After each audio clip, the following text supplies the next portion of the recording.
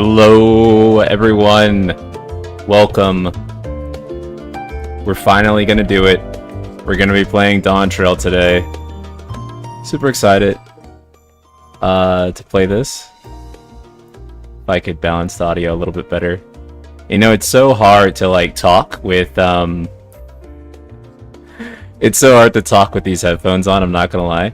The noise canceling on these headphones is so good that I can't even hear myself speak. Repadeski, thank you so much for the tier 1. Thanks for being with us for 16 months, dude. Holy crap. Jesus Christ, man. Have you been playing Dawntrail, Repadeski? Crossy, hello. I'm gonna be real, not even done much MSQ myself. Got to the first dungeon and stopped. It just hasn't interested me. Hopefully you enjoy it though, NSP. First expansion launch where I'm bored shitless. That has been kind of like the discourse, right? Like, and I think there's been people saying that, and then people are saying, well, you know, that you just don't like it because, you know, we're not saving the Omniverse from Necron. I don't know. Right? I don't think that's like why anyone's been critical of it or not. We're gonna see. We're gonna find out. I've reserved my judgment of it. I tend to have contrarian opinions about most things, so. Hello from Brazil? Oh my gosh, dude, Marcos, thank you so much for watching all the way in Brazil. I appreciate that, man. Repadeski says, not yet, getting life stuff squared away so I can get back to business. We'll watch the intro through you for sure. Oh, I appreciate that, man. Okay, so I like just completed 6.55. I got a 4070 Ti Super put into this machine now. So we are graphicsing today, boys. This is running at 120 frames per sec, something like that. I may actually have to cap it. Oh, I think OBS caps it. That's why. Okay, because I'm like, why the hell is my frame rate 60 frames per second? And I think that like OBS will actually cap it for me because there is actually like it'll actually cause errors on OBS's side, like whenever it exceeds 60 frames. One Inked Angel, I'm so glad to have you here. I hope you're doing well. I didn't have expectations. I knew it'd be smaller scale, but I also didn't play since October, so I was far from burned out. The quest design is just bad. The areas are just big for the sake of being big, and I don't know. I have thoughts, characters on characters I wouldn't say on Twitter. Yeah. Ironically, I find the best place to have nuanced discussions is usually kind of on here, on my stream, but like on YouTube and Twitch in general, right? Like, because I actually feel like if you try to have them on YouTube, or not YouTube, if you try to have them on Twitter or any place like that, people just look at keywords and then get angry based on that. Except for draws. Oh my god. Melbourne, Australia. Hello. I'm glad. I'm reaching the entire globe. This is so cool. Repadeski, I was coming from a 1080 Ti, so this is like an incredibly substantial upgrade for me. Also from Brazil. Hello, Felipe. Thank you so much. I didn't know I had so many fans in Brazil. That's so cool. So many people from Brazil. That's awesome. I used to have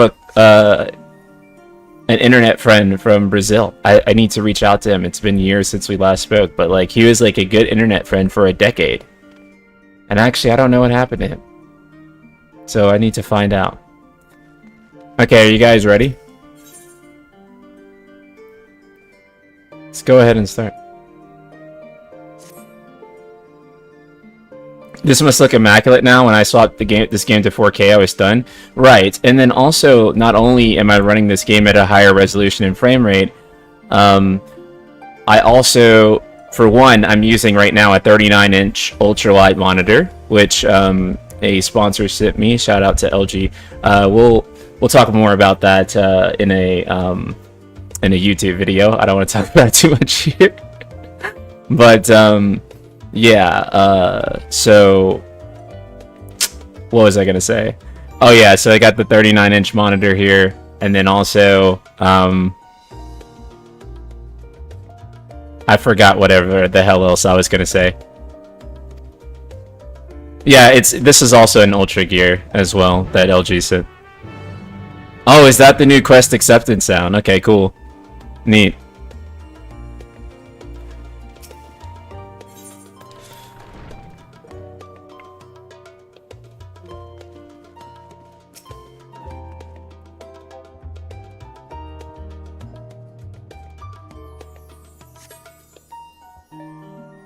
Okay, we're gonna go ahead and get started.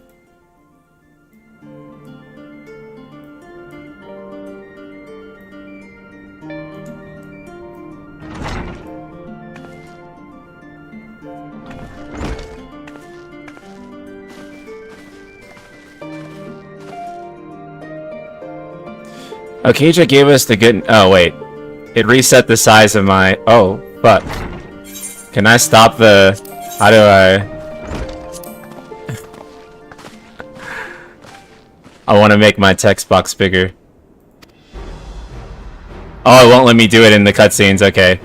It took some persuasion, but the Gleaner's Guild ship has granted us places aboard a vessel for Tural.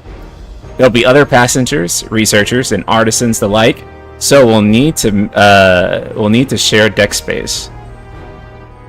That's fine, Aaronville. I doubt anyone expected we have a ship all to ourselves. They're not casting off just yet, so if you have any lingering concerns, now is the time to voice them. I wouldn't call it a concern, but everyone's still clear on what it is we'll be doing in Tural, yes? We've not forgotten. The nation of, however you say it again, is in the midst of deciding its next ruler. As your chosen allies, we shall assist you during the rite of succession and support your bid to become Dawn Servant. In addition to that, Alphino and I have another objective. As part of its reconstruction, Garlemald seeks ways to reconcile and re-engage with its neighbors. By visiting Tural, we hope to learn more about its myriad of cultures, how its myriad of cultures interact with each other, how they find common ground and develop stronger ties, the sort of insights that might help our friend in Ilsebard. Is the text box not supposed to be this size? No, it's not. I messed it up. I effed it up. Audio sounds a little distorted, does it? Let me know, chat. That's all I ask. Otherwise, you're welcome to do as you like. Sounds good on your end? Okay, it's probably just their internet. Yeah, I think you can't right-click on it during a text scene, though. Like a cutscene. Yeah, I have to wait until after.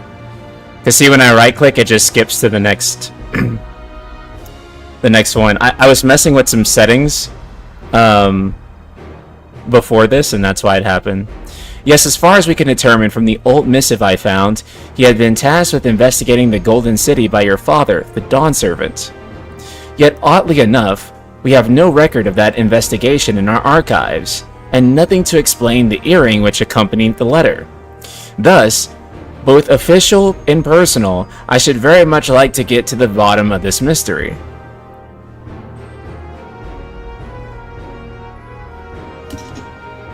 I'm sure there'll be a chance to speak with Papa. You can get your answers right from the source. I look forward to meeting him. In any case, you're not the only one with an interest in the City of Gold. Oh, am I peeking? I'm sorry. Hold on, let me stop myself from peeking real quick.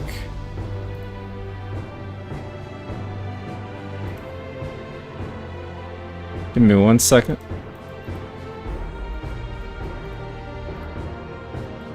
Okay, how is that? Am I still peeking? Thanks for letting me know. I didn't mean to blow anyone's ears off there. My bad. Let me know if that works. I think I'm no longer... Yeah, my audio levels seem to no longer be peaking. Okay. Good deal. The Golden City is a children's bedtime story. I am part of this expedition only because the Third Promise has commanded that I serve as guide.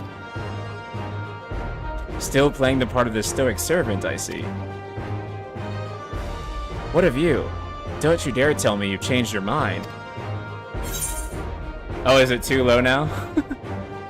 Okay. How about that? Is that good? Or is it still peaking? Let's see. We'll go with... by standing here and talking about it. Yeah, let's go with this. They do too much standing here and talking about it in FF14 anyway.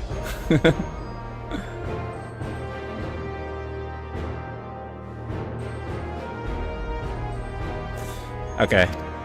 A woman of action. Right then, if we are all committed to the journey, then I say we make ready to depart. Much better? Okay. It's good now? Okay, good deal.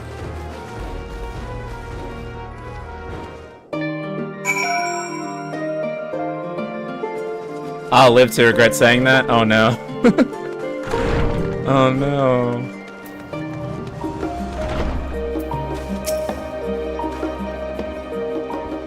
Eager as they are, the others have left for the harbor.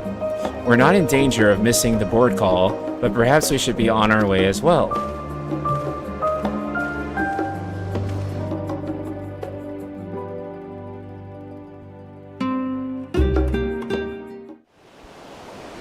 No, I don't play 14 a lot. I'm an MSQ Andy. I love the story of 14, but I am no pro 14 player. I play this game because I love the storytelling in this game. Hopefully that continues with Dawntrail. I don't know. There's a lot of people that say that it may not. Any moment, I can feel your excitement, your eagerness to explore the unknown. Crap, I forgot to change the text box size. It's okay. Well, for once, the fate of the world doesn't rest on our shoulders. We might even get a chance to enjoy ourselves.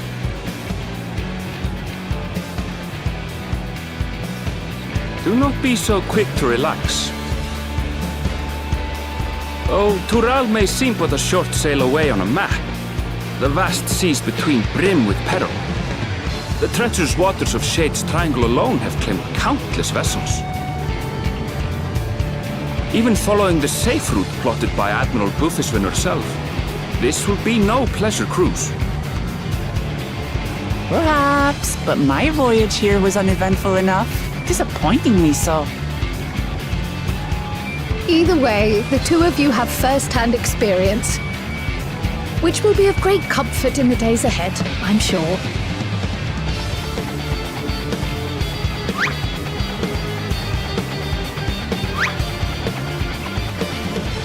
Aye, it's nothing new to us.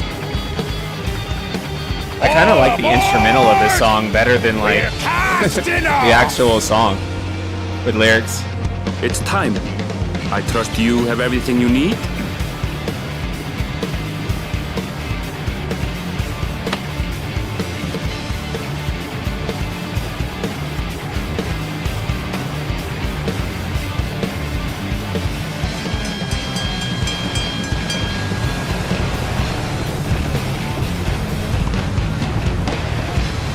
Hey, music is still good.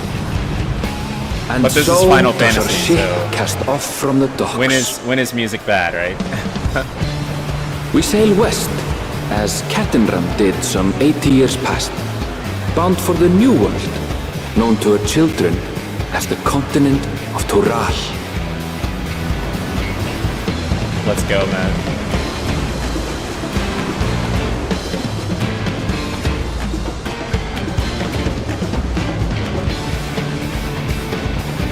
Just wait, Papa. When this contest is said and done, it'll be your daughter who sits dethroned. Me, Woklamat!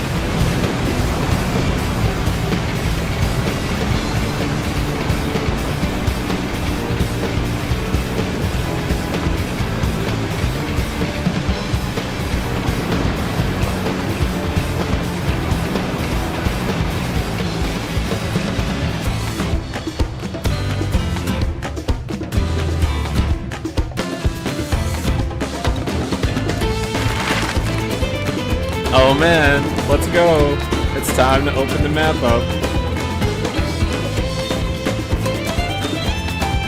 To reveal the new world.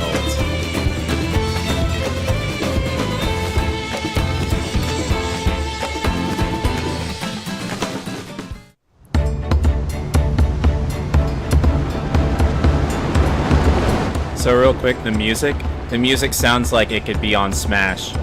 Like it sounds like a track for like Smash. I don't know how else to explain it. Like I can imagine playing a game of Smash and that track is like playing. I don't know why. The vibe is just there and it just has it just Smooth sailing so sounds far. like that to me. Aye, so far so good. But this sea, she's a fickle one. Calm one moment, blowing a gale the next. I'll take my rest while I can then.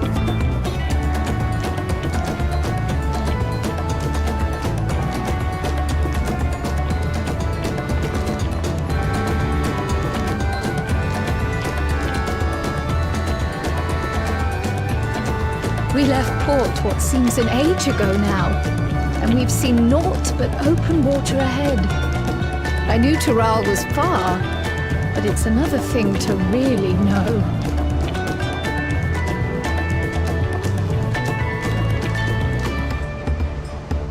Speaking of which, some of our fellow passengers have made this trip before. Several times, in fact. I was able to learn a few things about Tuliyollal and the right of succession. Since we still have a long way to go, why not have a chat with them yourself? I'm sure you have questions of your own.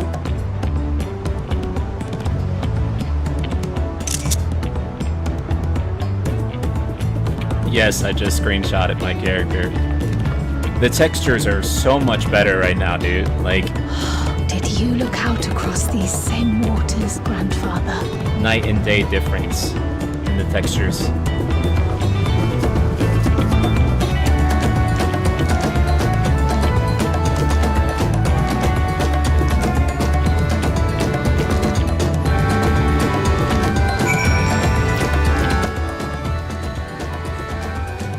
Yeah, it looks so much better. Like, in particular, if you zoom in on my character, you can see now that, like, her shirt actually has texture on it. Before, it was, like, washed out black, right? And now, there's actual... there's actual fabric, right?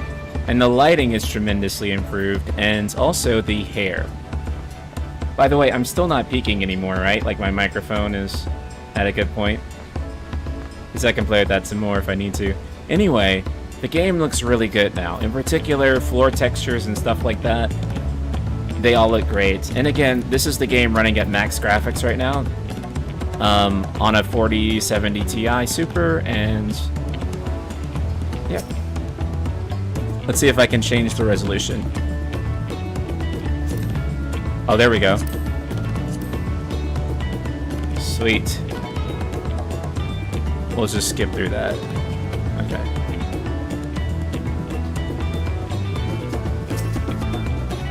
An adventurer, I presume?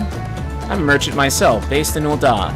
Specialty imports and exports, Eorzean and Turali both. If this is your first crossing the Salt, as they say, do remember that the social mores of Eorzea are not necessarily the same as those over yonder.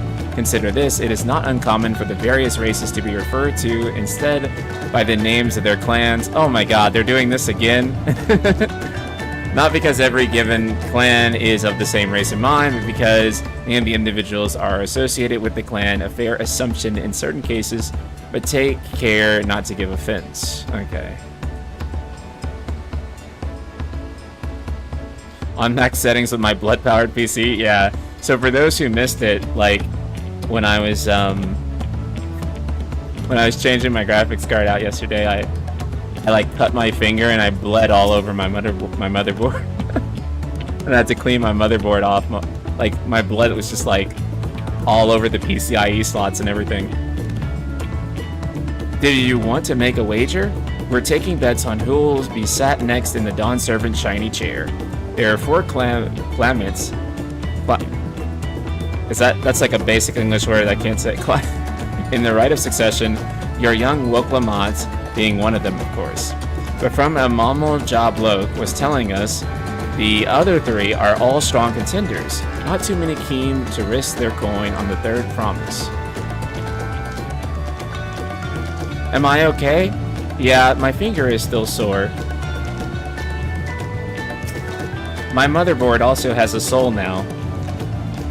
My story? Well, since you asked, I wanted to retrace the historic journey of the Kurdaram, you know, the first Eorzean to set foot on Tural, almost 80 years ago. The is said to have welcomed Kurdaram with open arms and sent him home with a bounty of silverware as a token of their friendship. The real treasure was the crops he brought back, potatoes, tomatoes, and corn, which spread across Eorzea like wildfire. His grand adventure led to a culinary revolution. The tales of Kurdaram returned to Tural several times after that. The ship vanished during his last recorded voyage. He was never heard from again.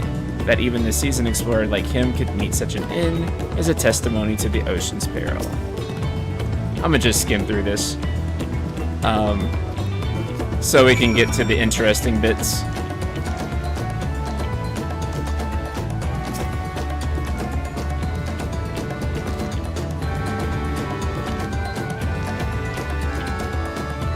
Oh, I hadn't heard about the clan names. We should have Woklamont and Aaronville teach us the ones we should know.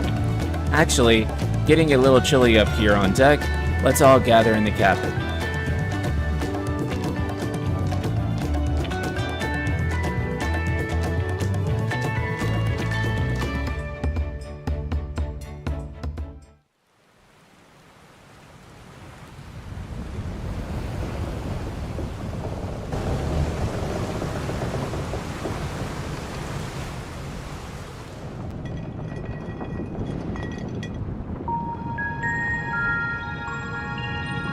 We're in for a proper storm, it seems.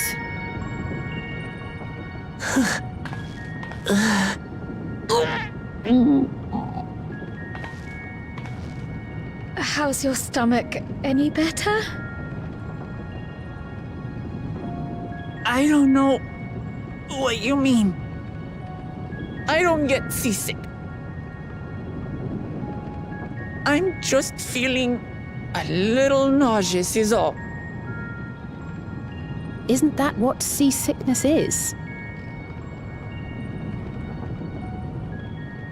Aaronville, you were born in Tural, yes? Do many Vieira live there? The Shetona, as my people are called, have settlements mainly in the north, in Tural. And your family? I know nothing of my father, not even his name. As for my mother... We're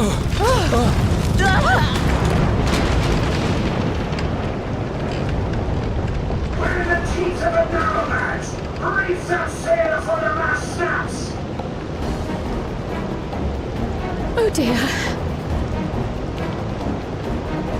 Only elves on watch! This wind's too strong to take any sound! I'm going off the mast! We need help! Get him below decks first! Quickly! Before he's washed overboard! Come, we should lend what aid we can.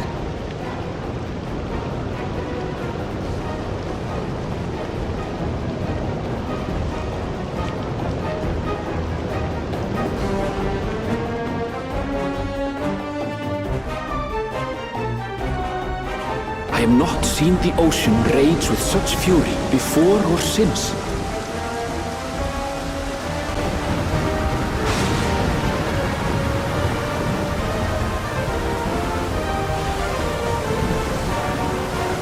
The heaving waves tossed our ship about like a toy, sending sailors tumbling. The dauntless Alizé, quick to the rescue, was almost lost to the sea herself.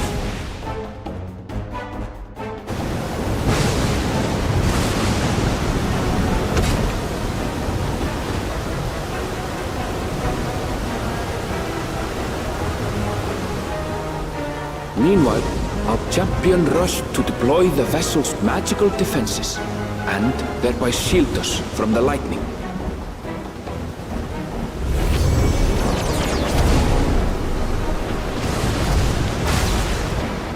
What an extraordinary life she must lead to be able to operate such a device with practiced ease.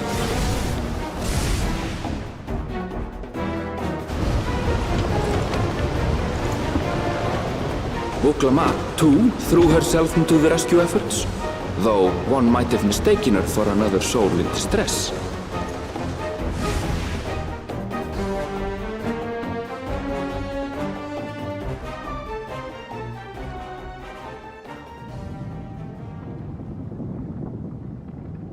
By the time the unruly seas had calmed, our strength was all but spent, and we had yet to even glimpse the shores of Tural.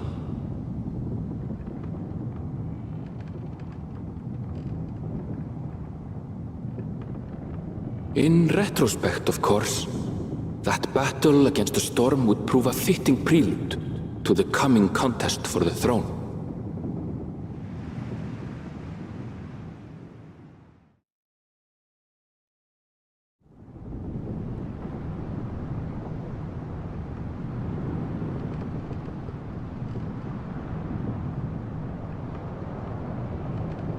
The new lighting is really good in this game. Love to see that upgrade. Look at my baddie, bro. So cute.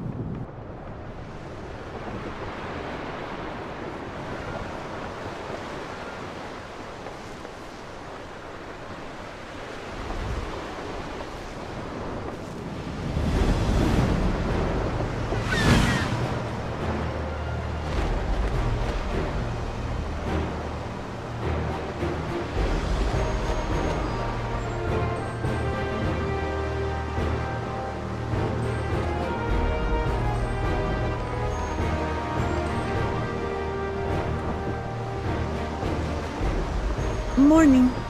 Joining us for some fresh air? Seems my belly has settled along with the weather, but I'll feel much better once we're on solid ground.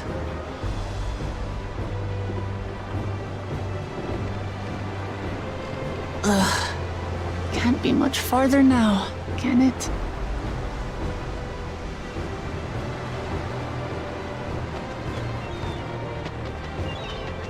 Seabirds. Land must be near. You need only hold out a while longer.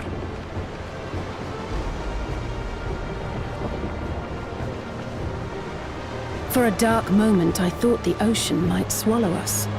Glad to have my pessimism proven wrong. In other good news, I examined the sailor who took a fall, and he's very well. What's up, man? I'm sure he'll make a full recovery. Good news indeed. If all's well, then we needn't delay in launching the landing boat. Ships have to lower anchors some way from shore. Too close, and they risk having their underbellies ripped open by the reefs that crowd Tuliyollal's coasts. Come.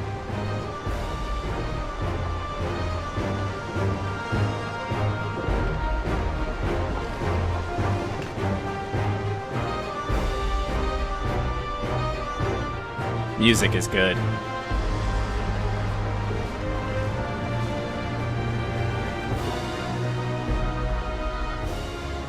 Thanks for bringing us all this way. Ha! We only did what we were paid to do.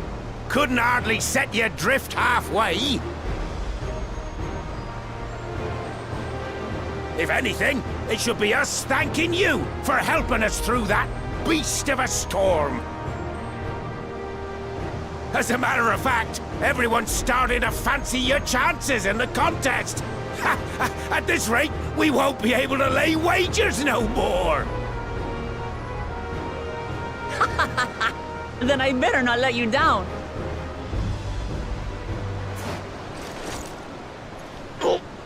Easy, stomach. Easy.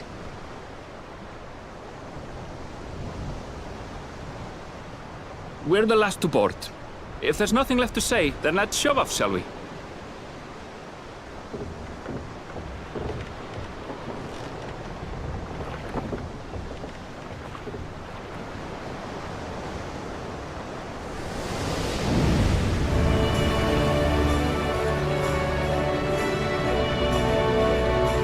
Title drop.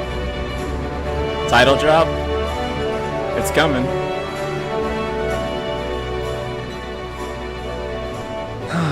Blue seas, clear skies, and boundless possibilities. I dare say our destination will soon be in sight.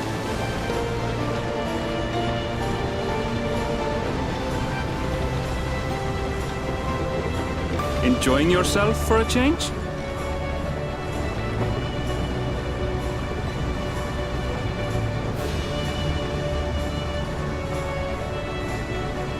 There, look, my friends. Behold the scene of our next great adventure.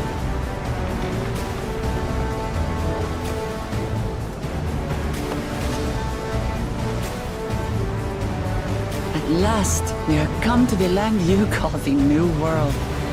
To my home, Tural.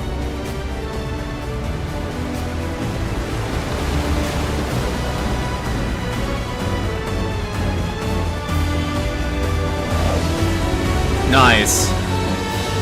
Nice.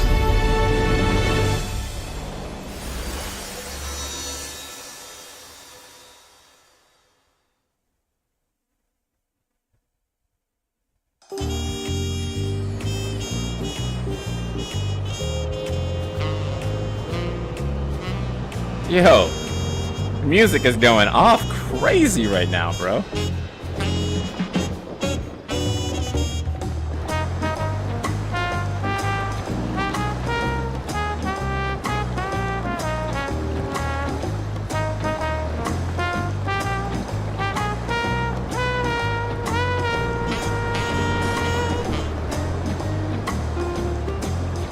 Man.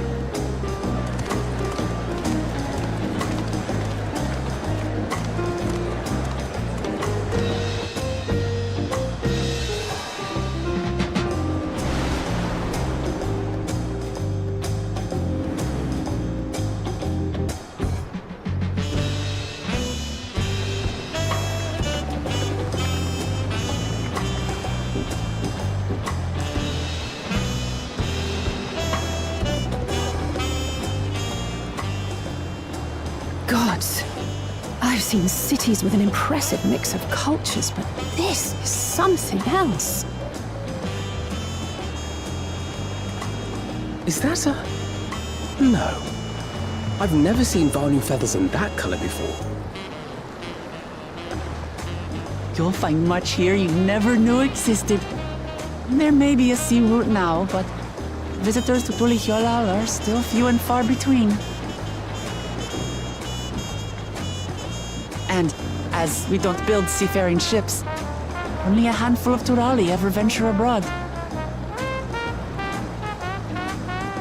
Mamulja sellswords mostly. Those willing to play the fool sail with Lominsan merchants to secure employment in Eorzea. I suppose that makes us a rare sight in your country. Rare and currently undocumented. Were there some forms we should fill out or... Plus, no forms. I bet you there's no forms. Forms? Did you forget who you're traveling with?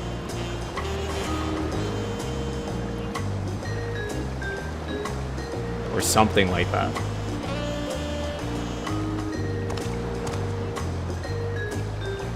You are outsiders? Visitors to Tural? Man, the new graphics are so good. We are. Our nation is soon to hold a right of succession to choose its next dawn servant. We will not abide interference from foreign agents seeking to foment trouble. What brings you to Tuliyollal? I can answer that. These fine people are allies in my succession bid.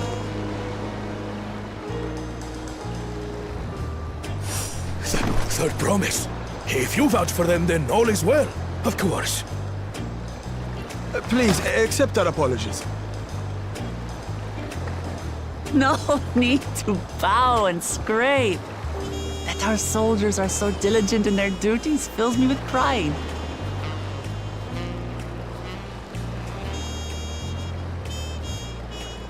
We'll be continuing our patrol then.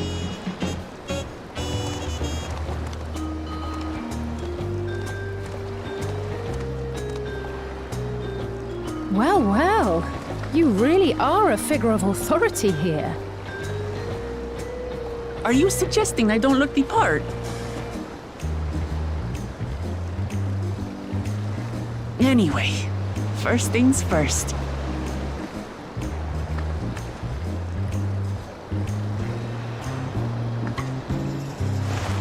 I bid you welcome to Tuliyollal.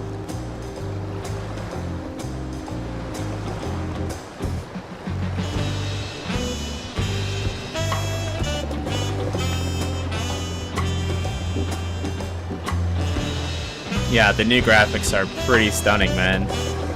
And like, you look at the old areas, and the old areas look better now too.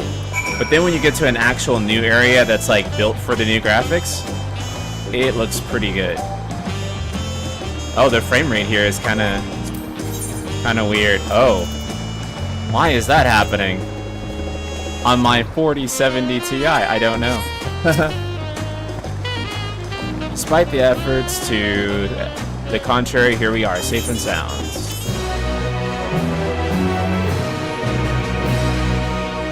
You have arrived in Tuliyollal. You can return to the city at any time by speaking with the... Okay.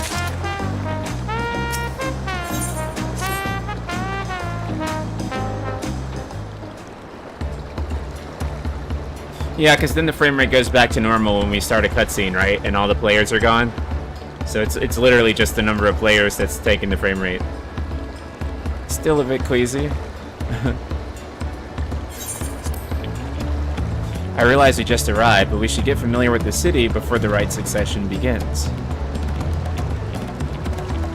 No arguments here. I should very much like to explore. Then I'll guide you. Are you sure you're in any condition to do so?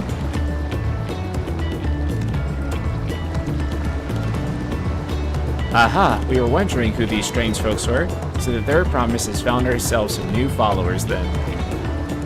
Followers? Oklamat, are you unwell?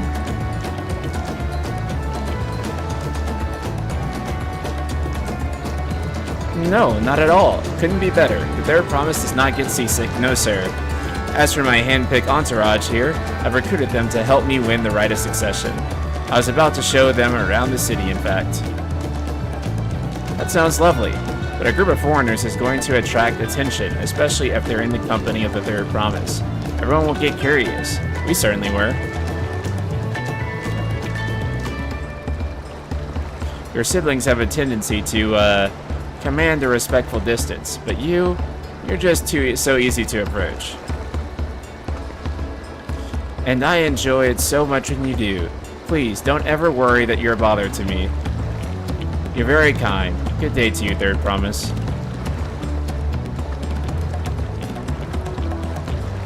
They did have a point. Someone asked, did the graphical update apply to older maps too? Yes, they did. But obviously, new maps are made with the new graphics update in mind, so they're always going to look better. But the graphics for the old maps has been improved as well.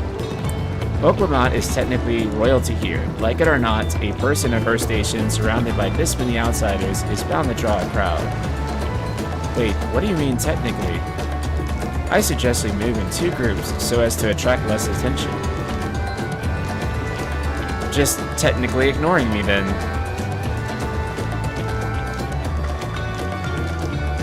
Ultima, you and Cryo can come with me. I'll take the twins. We'll get in touch once we've had a good look around. That voyage was hard on all of us, so take it slow and recuperate. We have time enough for that. The battle content of this expansion is by far the best they've ever made. Miss Kids, I'm excited for the future battle content. Oh, that's awesome, Lipsy. That's very good to hear. Enjoy your wanderings.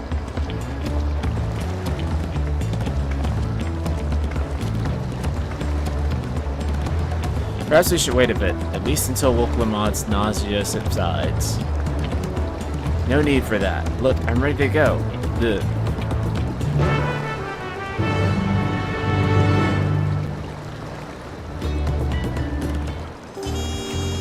By the end of this playthrough, you'll be at 100k plus. I would love for that to happen, yes.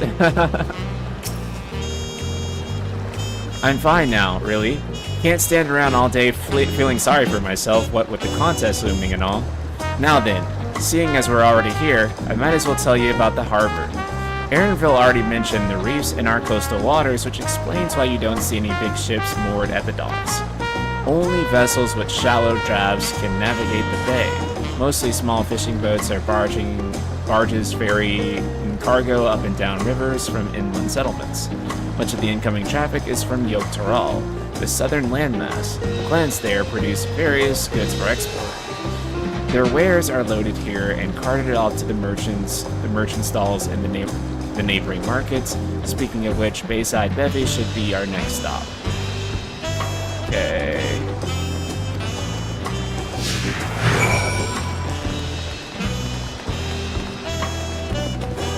Yeah, it's insane how much the frame rate tanks here. I wonder if there's a way to...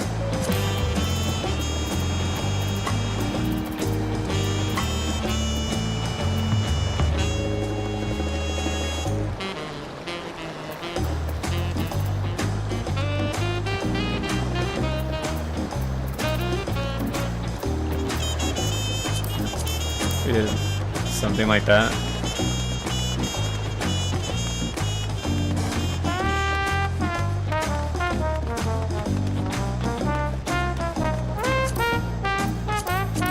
That doesn't help. It's okay. We'll just tank through 30 frames per second.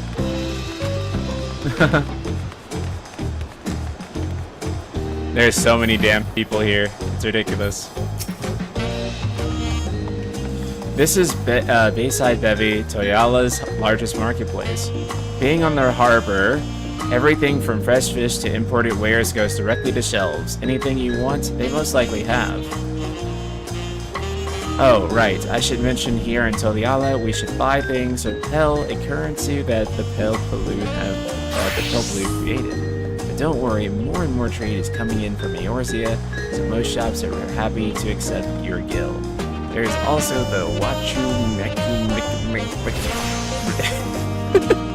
another market to the east of here, but that can wait for another time. I have other places I want to show you first.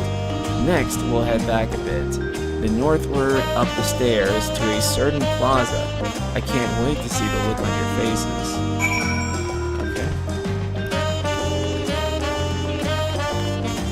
Yeah, it's kind of funny that, like, they're like in this specifically the frame rate takes because there's just that many people on in this one city right here. What do you think of that, eh? Goodness me, you have aetherites into Tuliyollal. I can't say it. This game always trips me up. I think I told you before, but my brother, Luana, spent 3 years studying in Charlian. He fell in love with the nation and its ways, and brought back to us the knowledge of the aetherite construction. Papa warmed to the idea at once, and built one immediately. Did you go do the tuning thing? If you're ready to continue, we'll head down again and then up the slope to the side. Right at the top is the gate which leads to Zack Tural. Let's make a stop at Bright Plume Post on the way though. That's the headquarters for Landsguard. Okay.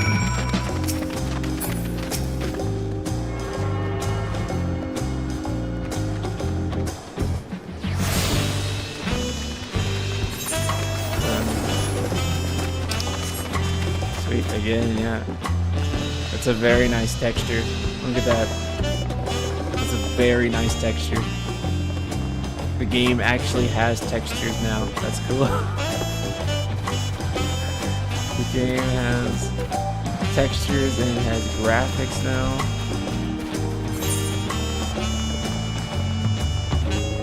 Although, only one issue. How do I get up there? So you would think that this would lead in there, but it doesn't lead up there. So let's see. Let's see if we can find out. Okay, I think that doesn't lead up there. Maybe.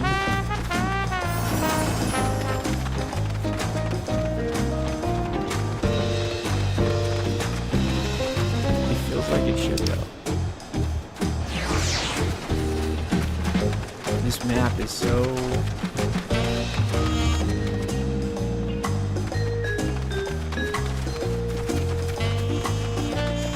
NSP is going to become an FF14 gear YouTuber? Yeah. I don't think that's happening. I'm not MMO pilled enough to like make that type of content, I feel.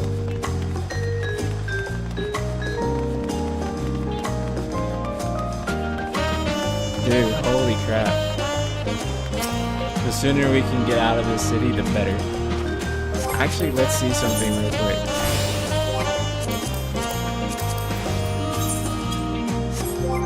Let's see if setting graphics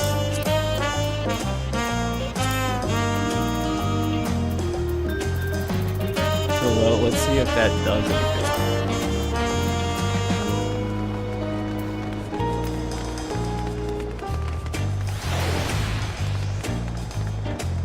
It gives us like a total of like 3 to 5 more frames, but at least it's enough to keep us in 30s. So we'll change it back in a second. By the way, brand new graphics card, guys. Not an old dated card, but like, yeah, it's just that there's so many players, so many people on the screen right now that what can you do?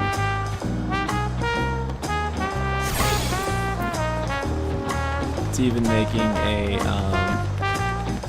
relatively powerful PC chug.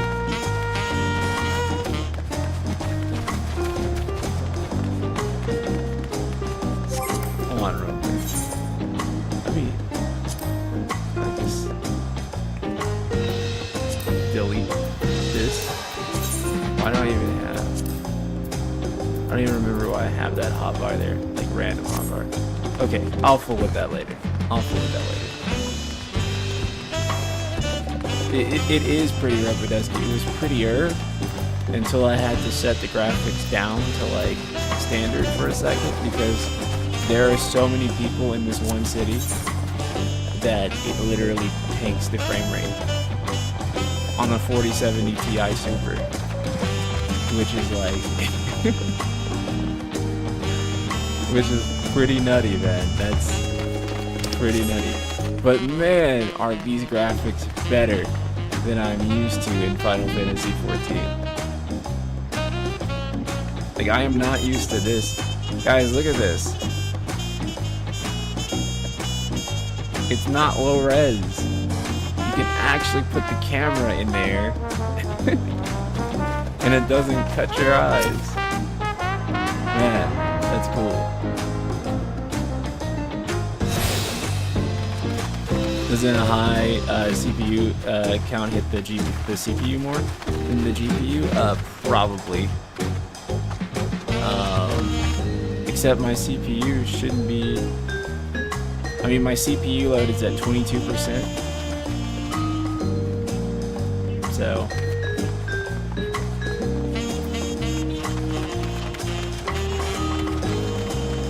G-Pose community won with this expansion? They did. They went big, dude. This is like their biggest dub ever.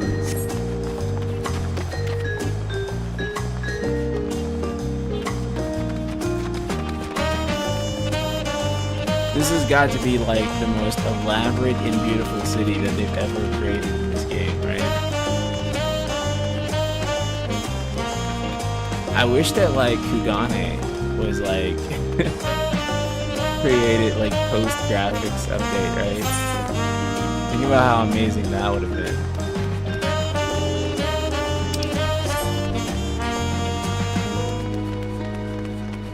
Even the Ethernet chart looks insane. It does. I love the design of it. It's actually nuts how many people they managed to fit in this area.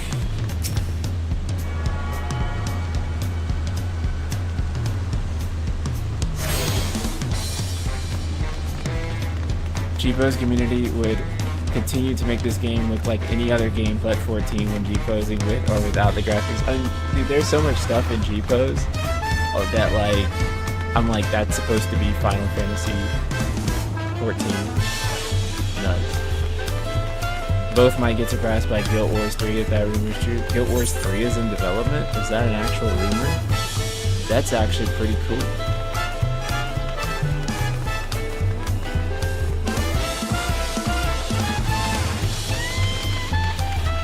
I haven't really kept up with like what happens or what's happened with Guild Wars.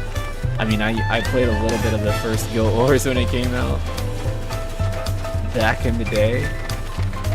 But is Guild Wars, is that going to be like an action MMO?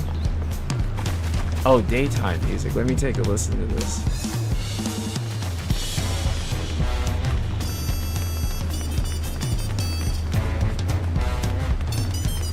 Fairboy, what's up, man?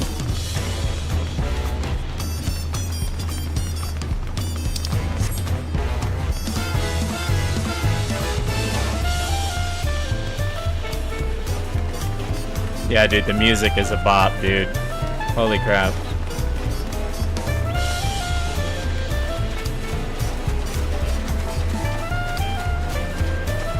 This shit is bumping, bro. Oh my god.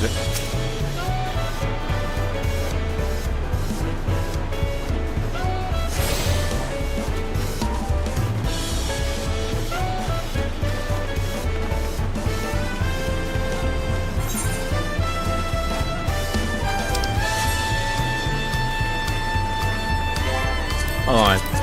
This thing's annoying me so bad. Let me see. How do I delete that element? I forget how to delete an element.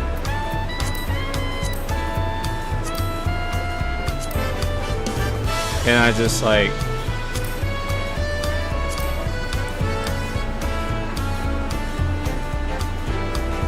Wait. That works.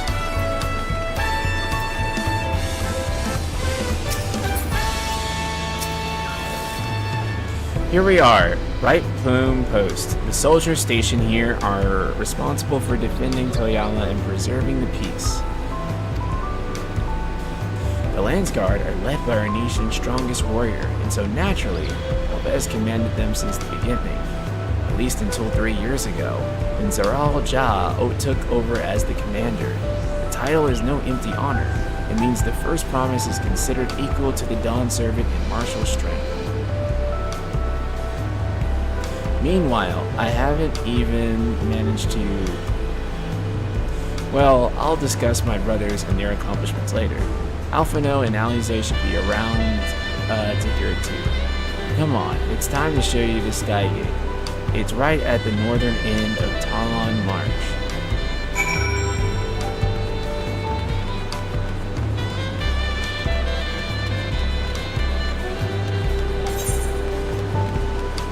Oh, it's back. Something funny I think people don't know. Soken is technically a Mexican, so this expansion could be seen as a homecoming.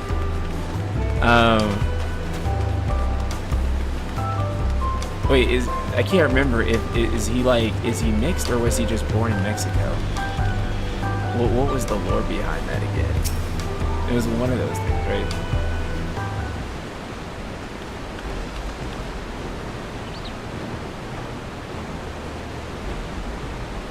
Okay, he was just born there. Okay.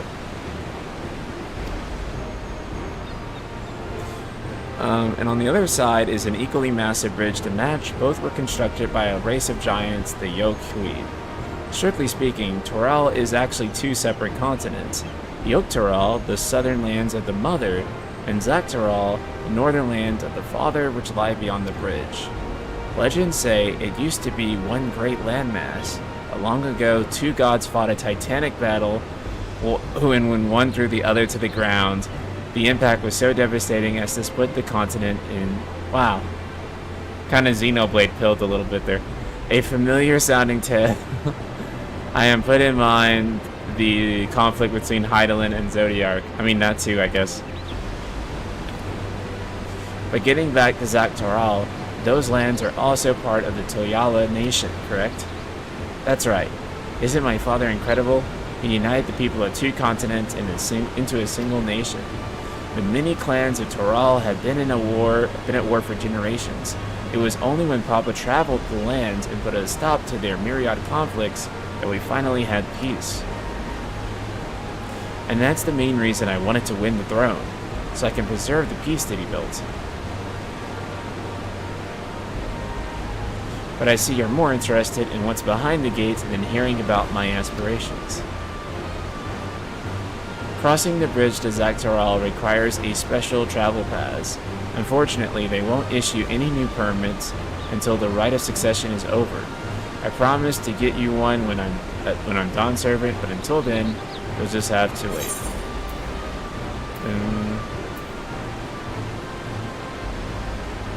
Then I'll make sure you win. Mark my words.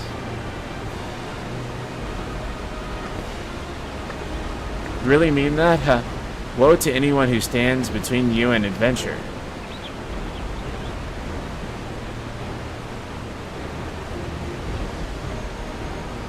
Nice.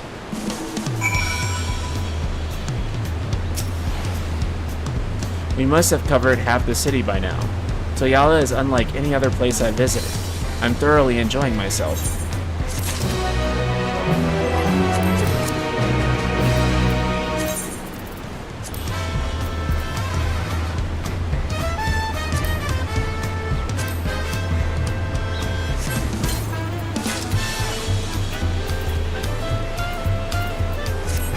What was that? I don't think... Oh. Is that a new gunblade?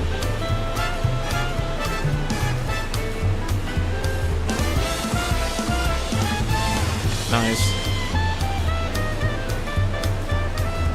Good deal, good deal. We'll head west next, toward the Arch of the Dawn. The dirigible land is on the way. You have dirigibles too? Tuliyollal certainly doesn't want for methods of travel. We get by. Now, if you've seen enough of this sea, let me know and we'll continue on.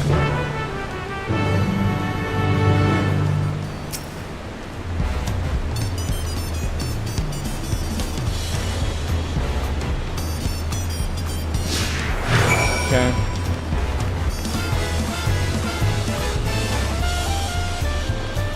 Oh, is that a recolor of another gunblade? Oh, wow. The kicker being that a ton remain undieable even though they added 2 dies. What? Yeah, that sucks. I don't even... Yeah, what's even the point of that then? That sucks. But, on the other hand, at least everything is looking good in the new graphics so far.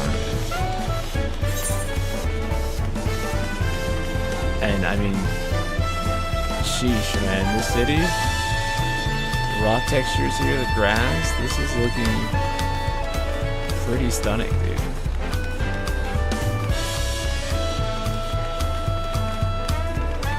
Here's Elden Ring in the New World. That's a good question. Hello, Schrodinger's baby seal, good to have you in here. I'm still struggling to conceive how one could construct an entire city on the side of a mountain. This was originally the site of Yokui Temple. The giants built it when they were first making the bridge to Tural, to appease the god who slumbers in the Great Ocean Trench. After the Yokui withdrew, the temple stood empty for centuries, so when Papa was establishing his new nation, he He saw a structure he could refurbish into a palace, sitting practically in the center of Tural. He gathered artisans to do the work, and the houses they built for themselves became the foundation of the city you see today. Speaking of houses, we'll be pressing through the Resplendent Quarter, the biggest residential district in Tuliyollal. We climb these sets of stairs here all the way up. Okay. Which is a fucking long ass way away. At least there's an ether right so that we can use to get to the Ethernet. But I think we get tuned to that one. We did. It's this one over here we haven't done yet, which we'll swing by in a bit.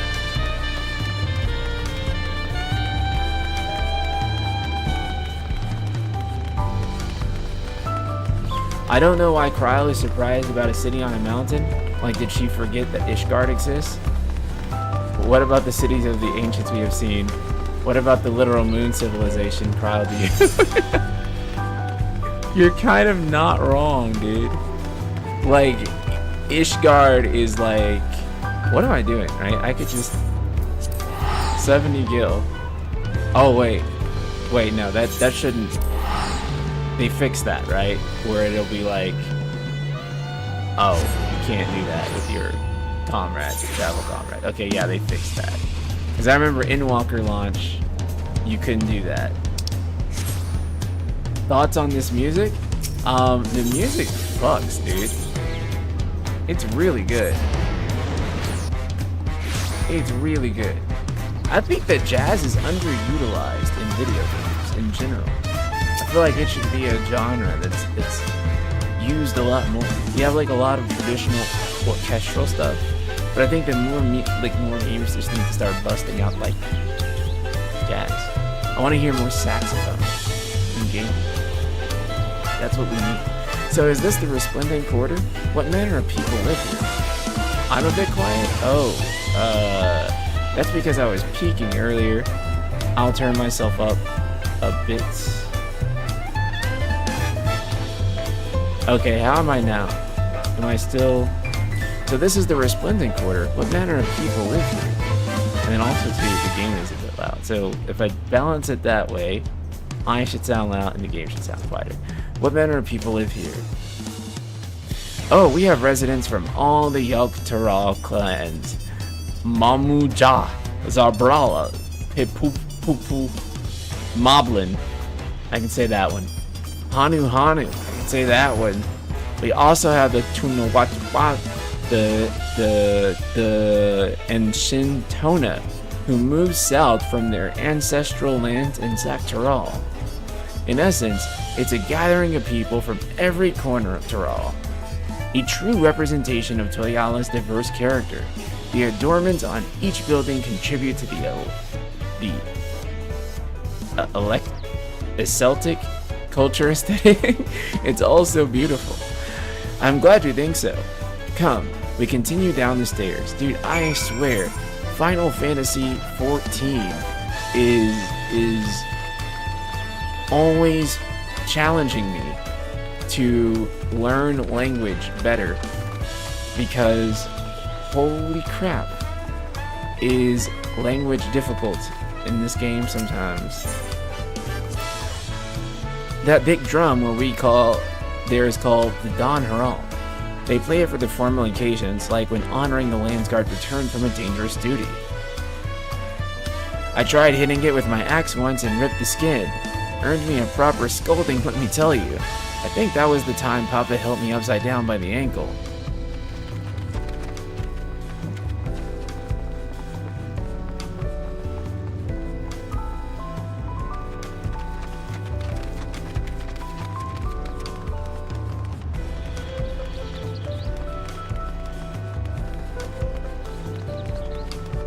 Wait, has Kryl never been to Ishgard?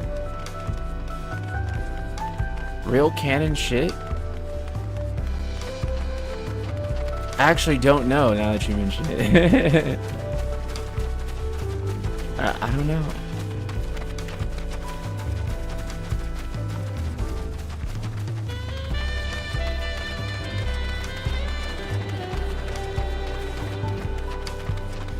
No, like, Coral has definitely been in the Ishgard, I feel like.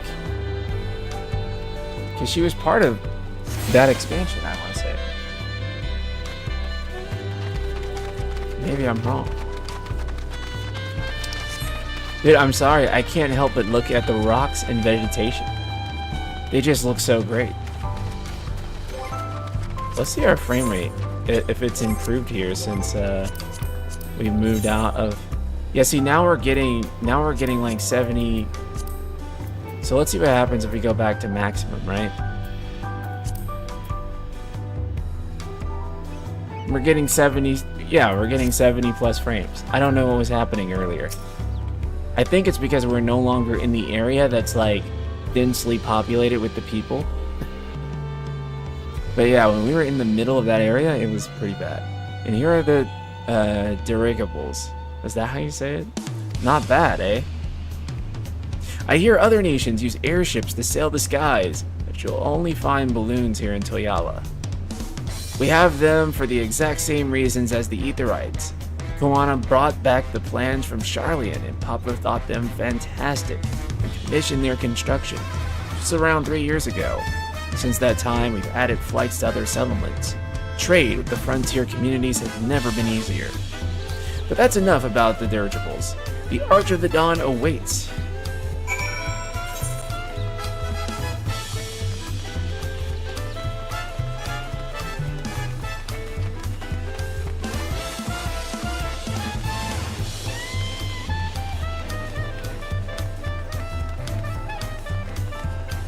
Okay, I'm glad we're back on max graphics now because this game is too beautiful to not be on max graphics.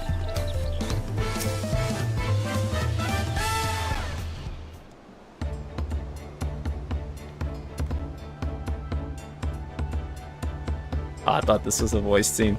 This is the Archdawn. When the Giants were still here, it was known as the Tural land gate. But when Papa founded Tuliyollal, everyone began using its present name in honor of his great achievement. Though this gate is the Kazuma Uka, the wetland of the South City, depending on what the right of succession asks of us, we might end up going in that direction. Kazuma Uka, I think. The name is intriguing. Speaking of which, what were those fluffy animals we passed earlier?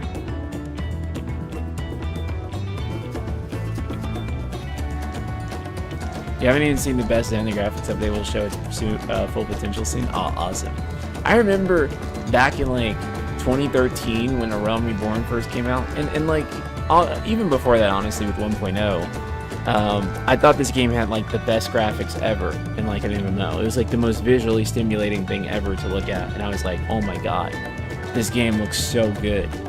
This is like the best looking MMO game ever. It still kind of is in a lot of ways, but it's not like as impressive as like it was back then. Ah, those are alpacas.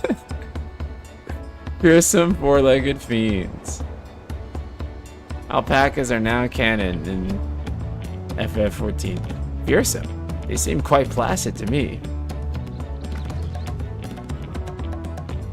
You'll learn soon enough, Cryle. You'll learn soon enough. But forget the alpacas. I'll have something far more important to show you. Come along.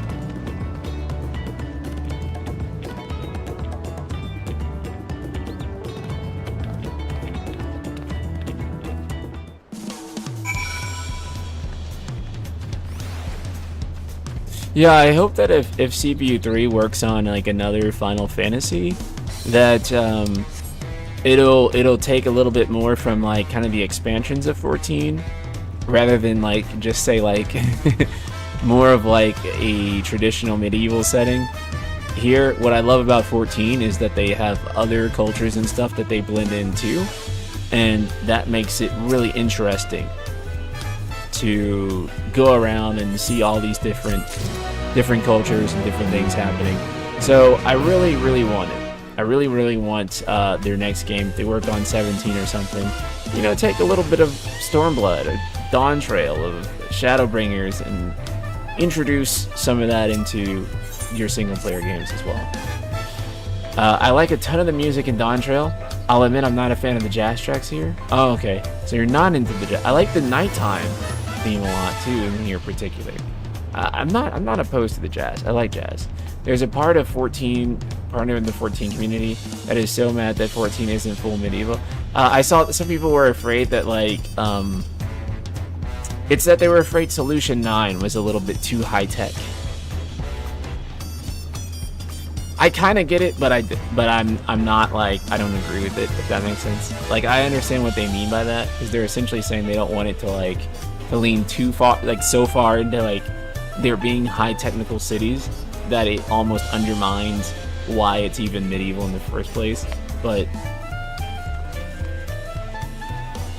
because if there is tech, why is anyone living medieval? I get it, but I just think it's cool. I don't care if it clashes or not, or makes sense lore-wise, because it's just style.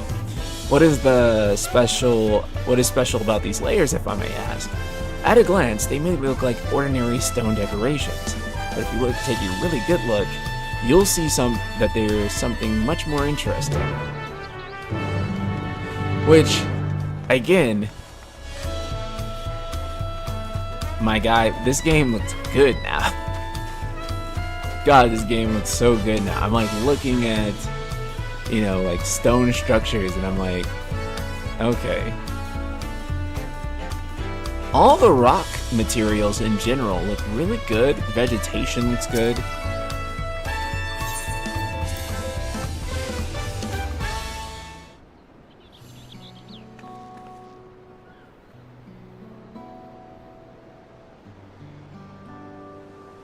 Yeah, if anything, I wish that FF16 setting was like a little bit more advanced tech-wise, but I think that FF14's setting is almost ideal to me in terms of like the technology level of a Final Fantasy, right?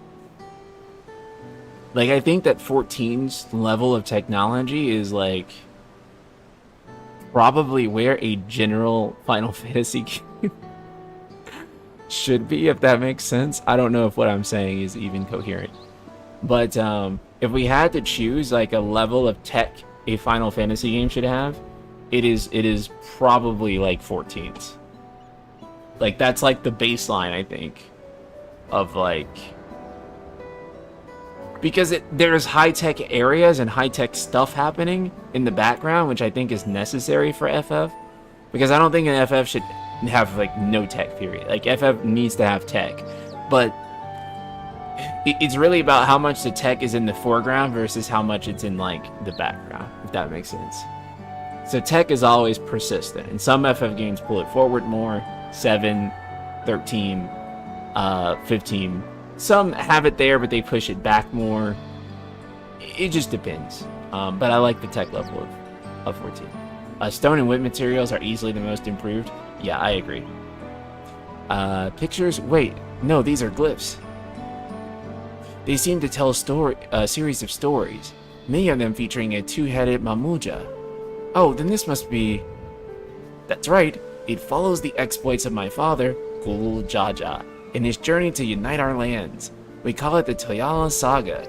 The deed he performed and the bonds he forged, all immortalized in stone. There's no better way to learn how Tuliyollal came to be. Study them as long as you like. 13 was far too far. Yeah, 13 was kind of like, 13 went a little too far on tech. That was when I was like, this is a bit too much, right? Actually, I feel like 13 and 16 are at like the opposite ends of that spectrum for tech. Like, one's a bit too much and one's a bit too little.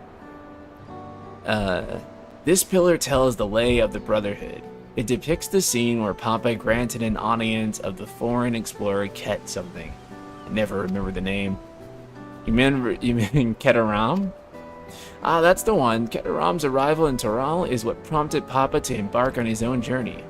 It's said that the two grew to be close friends, brothers in spirit if not in blood. No one knows what became of the explorer in the later years. Ketaram's disappearance is a mystery in Eorzea as well.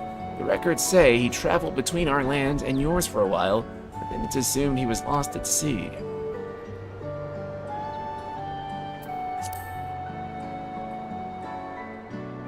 Here we have the Lay of Reeds. This is the story of when Papa visited the Hanu in their village of Kozama Uka. Ah, the people of Alphino. The people Alphino almost mistook for Vanu, if not for the colorful plumage. He spent a fair bit of time among the Vanu in the Sea of Clouds, so it's no surprise he took an interest in your countrymen. I don't know how it is with your Vanu, but with our Hanu, are a bright and cheerful sort. They hold this one festival every year. Very famous and a lot of fun. Huh. Final Fantasy X also did a really good balance. Yeah, I agree. I 1000% agree that Final Fantasy X had like a super ideal tech fantasy balance for me as well. The 4 stones closest to us cover the first half of Papa's travels. Let's start with those.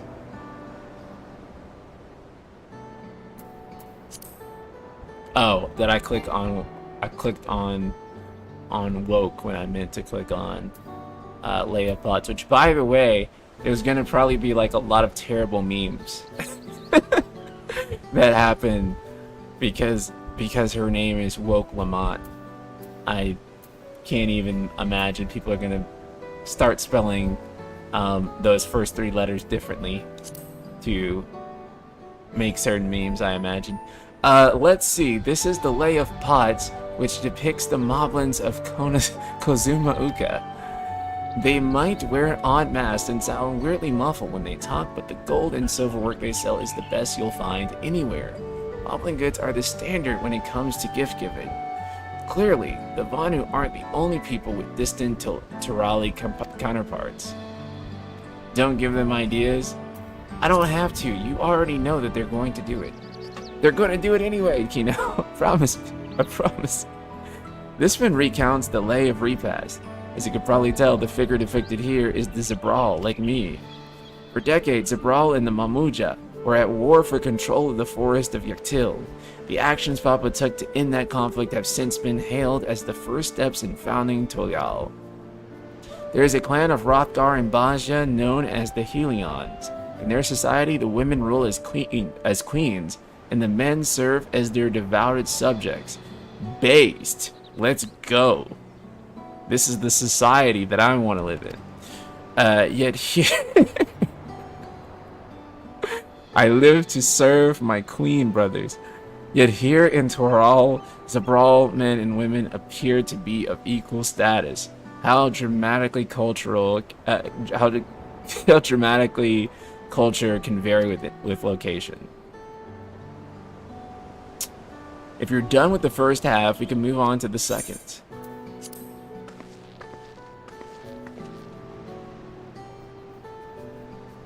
So I do kind of see like what people, you know, doing something like this. I'm not sure how I feel about, because like if you compare like the world building in this little thing right here to something like Shadowbringers, for example.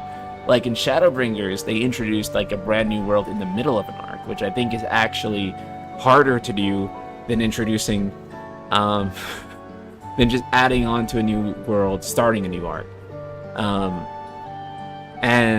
What was really interesting is that what they actually had us do was go around different parts of the first. And like we had that scene with Alize in the transformation with Tesleen. And that's how we like really found out about the Sin Eaters and what the Sin Eaters come from. I think that was probably like a much better way to tell that story than probably picking from the pillars like we're doing now. But I don't want to get too nitpicky just yet, but that's just a thought that came to me. The Lay of Gold, this pillar shows one of the Pilu Pilu, whose homeland is in Upoka.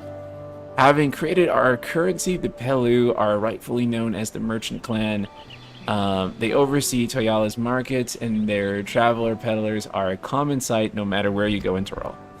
Don't let their size fool you. They might be mistaken as children, but beneath those masks, they are clever and calculating traders. Oh, you mean Lalafels. Nice.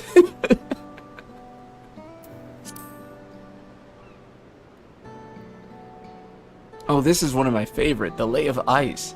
It depicts the battle with the legendary Tural Vidril. I should explain. Tural Vidril is a creature that has lived far beyond its usual lifespan and awakened to preternatural power. Tataru described the Eastern auspices in a similar fashion. This be the same phenomenon? Oh yeah, it's FF6. Oh yeah. Valor Garmand itself is dubbed the Skyrune is a name for the destruction and terror it visited upon Tural every time it stirred from its slumber. But 80 years ago, its ruinous reign was brought to an end after a great struggle. Papa and his comrades managed to overcome raging Vidril. Despite its reputation, however, is also a symbol of power. That's why you see the likeness of Toil's nation emblem and adorning the banners at the palace.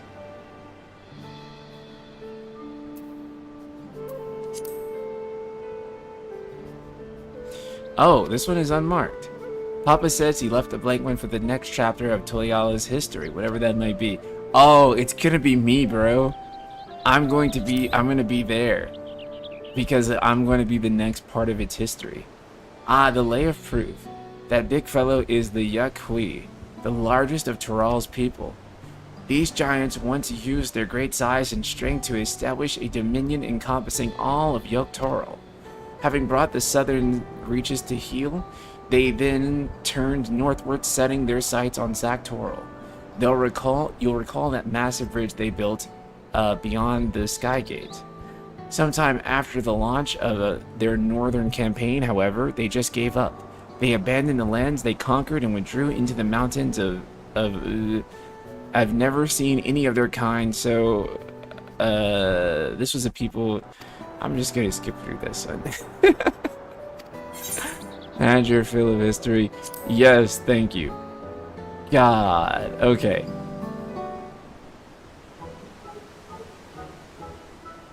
I'm going to be honest, though. I hope they never do that again. I hope they never do that again. Glad to hear it. You know, I'm awfully hungry all of a sudden. No surprises. They're seeing I couldn't keep anything down for a while, but I now think I'm ready to eat again. So, let's go have ourselves a bite of a local delicacy. Come, I'll take you to the best restaurant in the city. I like the sound of that.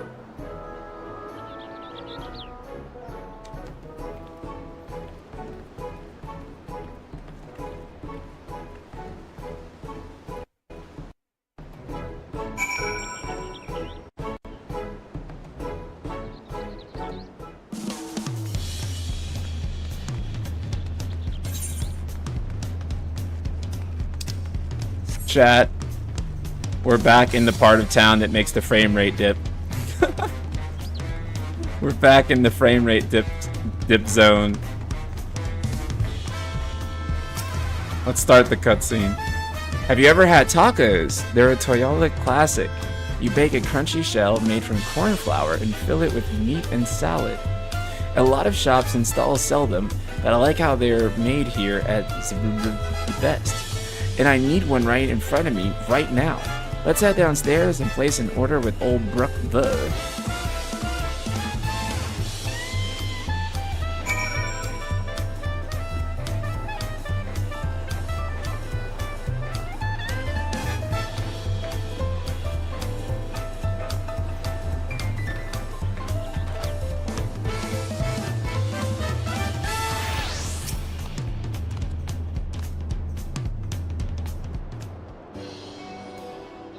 There we go. Frame rate's back. Brook Evo! My companions must sample your heavenly tacos. One for each of us, please. Right away, promise. And I'll pack them tight with my choicest feelings. Only the best for you and your friends.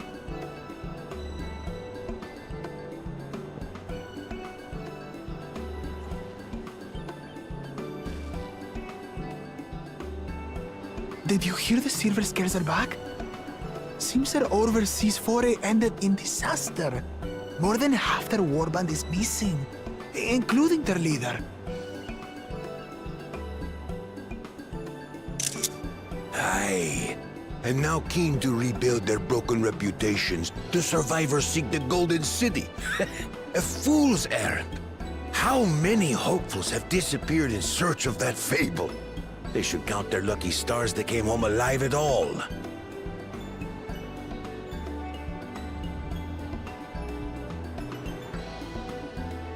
The legend of the Golden City is well known here, I take it. It is, but as no one's ever seen it, many question if there is any truth to the tale. Like our skeptical Erinville. I can't imagine the Dawn Servant would request a formal survey for a place that doesn't exist. We're using DLSS. Should I use FSR, by the way? Like, which one is actually better on this game?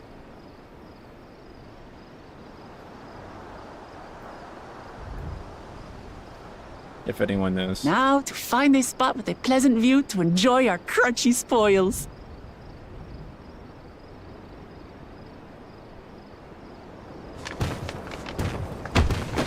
Oh!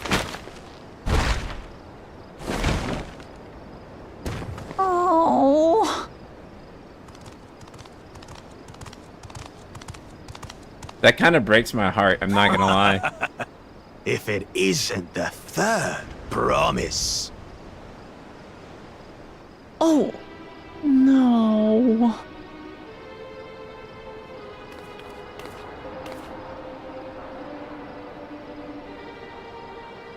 I don't know these ones. New salt. Dredge from foreign waters is my guess, brother. Of course, that's it. Wuklamat is so afraid of the coming contest that she went crying for special help. Was there something you wanted, Bakul Jaja? The third promise remembers us! Such an honor. Glory on your name, brother. And on yours, brother. I know my rivals for the throne. Nothing more. Another child of the Dawn Servant? No, this brute. We have no ties to their farce of a family. Unlike the sneering housecut, we are blessed siblings, the elevated chosen. We alone are fit to succeed Golul Jaja as Dawn Servant. All peoples are equal in Tuliyollal. Your heritage gives you no greater claim to the throne. Ha! Shall we test that idea here and now? See if your strength is equal to ours.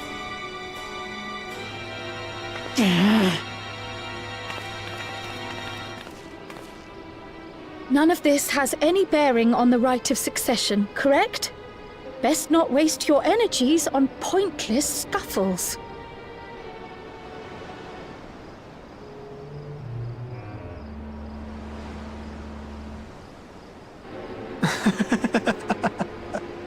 The kitten comes to the house cat's defense. I'm really upset about the Pathetic. tacos. Yeah, I'm not gonna lie. Since when was our nation overrun by mewling weaklings? Listen to me, you.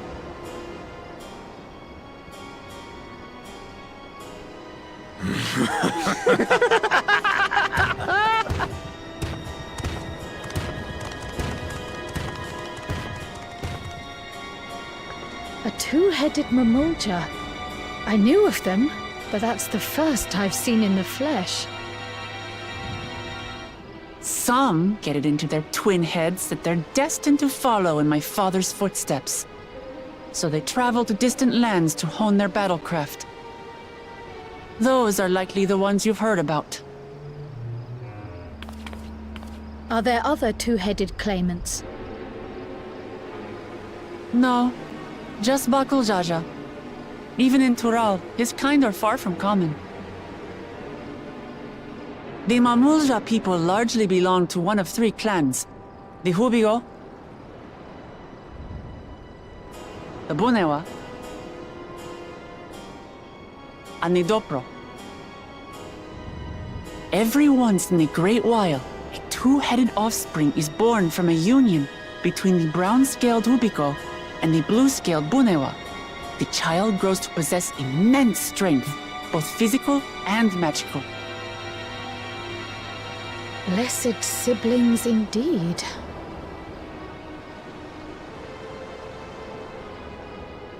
Forget them. Let's go and buy more tacos. I can think of Based. nothing better to rid me of this bad taste in my mouth.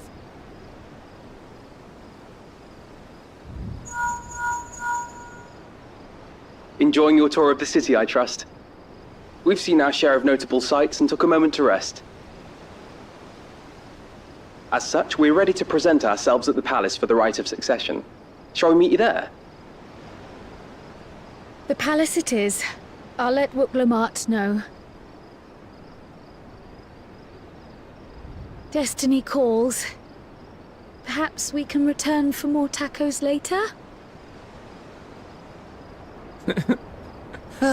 So it goes. They say it like tacos. Like tacos. Like... It's very funny to me.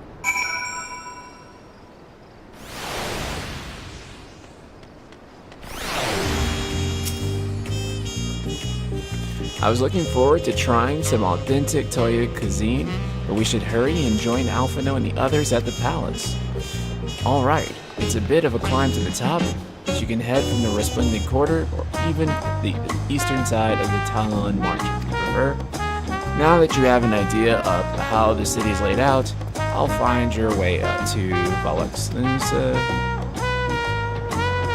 Ah, my poor empty belly. Okay. Let's see if we can hurry our asses up out of here so that we can get to an area that actually has a decent frame rate. I'm actually going to teleport back to the Ethernet shard so that I can teleport over there. Okay, teleport here, to teleport there, to get there.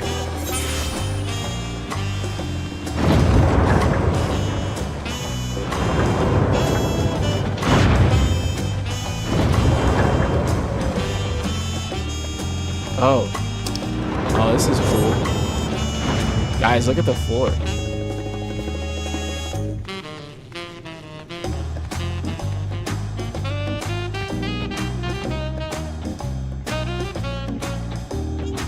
Look at the shadows.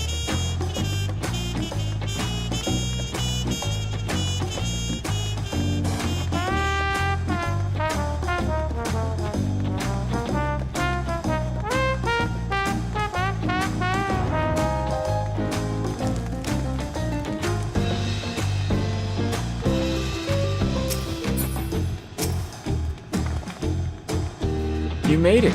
Good. Then we're all here. I'm still hungry enough to eat a whole roasted colibri. But the contest won't wait for us forever.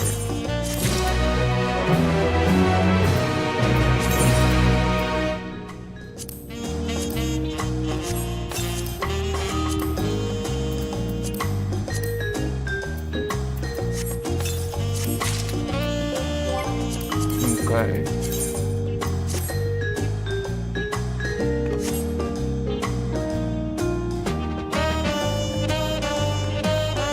That's ugly, but we'll wear it. We'll not claim it. Upon speaking to Aaronville, several cutscenes will play in a sequence. Get recommend that you set aside sufficient time to view these scenes in their entirety, of course. Let's go. I've acquainted the twins with the city as best as I could in a short time.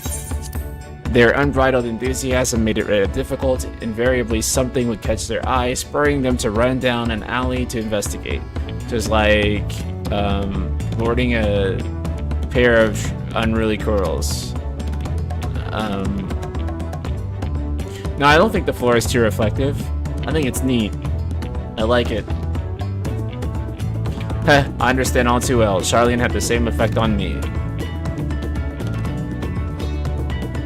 Right then. Now it's time we saw the inside of the palace. Papa will want to know I'm home. And to meet the allies I've chosen.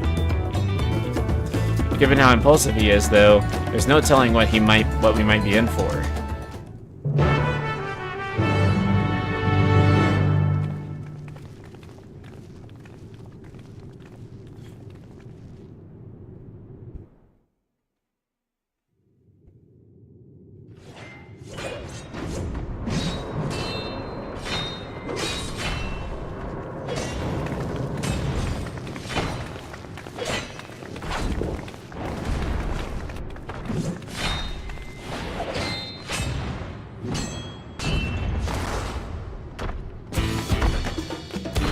Nice.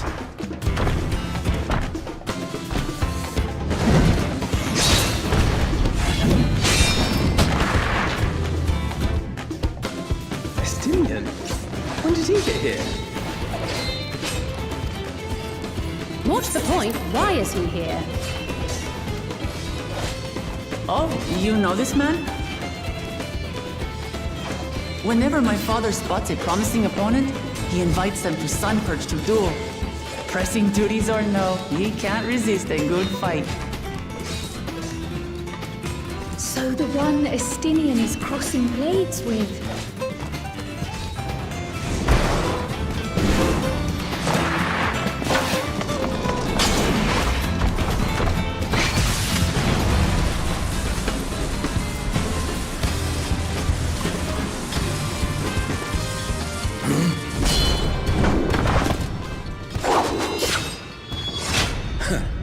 That will do, Spearman. I will receive my darling daughter.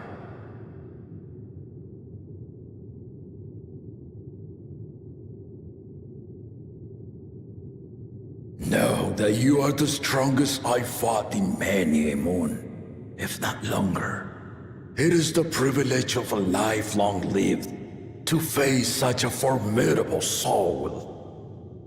Wait till he fights me.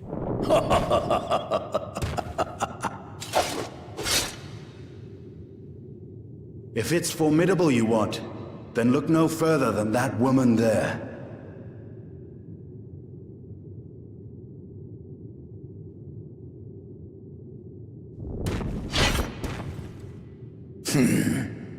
I see you, warrior.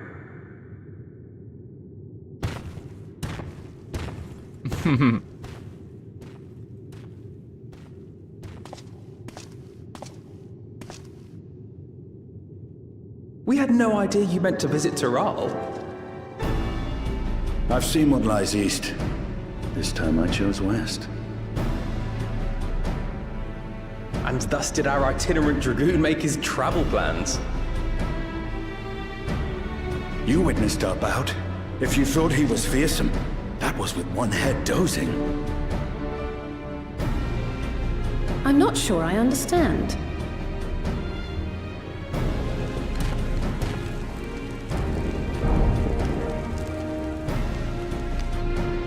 The old man has been feeling his years.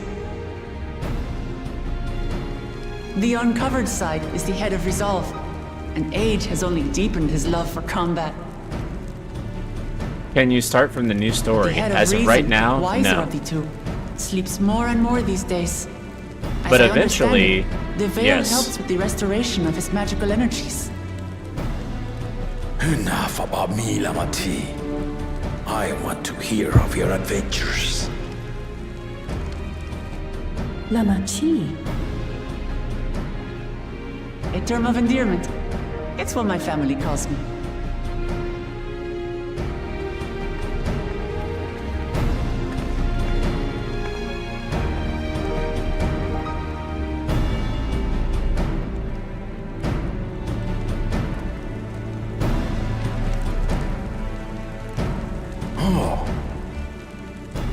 When last did we see you in the palace? Greetings, Solonesh. It's Erenville now, Don Servant.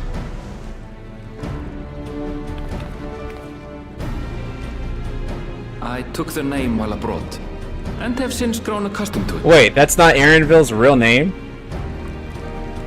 Or Erenville is not Erenville's real name? What the fuck? And these others? I assume are Lamati's recruited allies.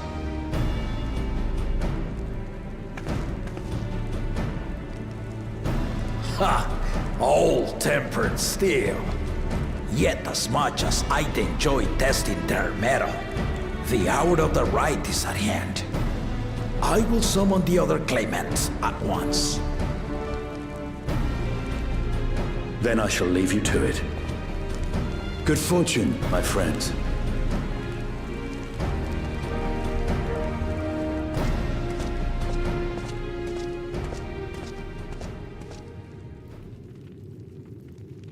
Vieiras traditionally adopt a name once they leave a settlement. Oh, okay, I didn't know that lore. That's cool. That makes sense though. That also makes sense because his name wasn't like other traditional Vieira names, right?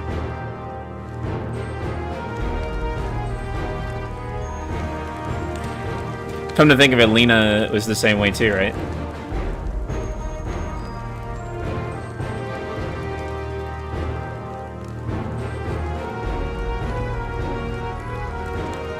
The claimants are assembled. The first promise, Zorolja. The second promise, Ona. Graphics are improved, dude. That's saying, I mean, they're hella improved, man. The Yeah, for third sure. promise, Uklamat.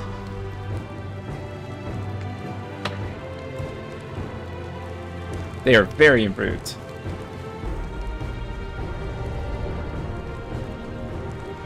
And lastly, the chosen of Mamuk, Bakun Jaja.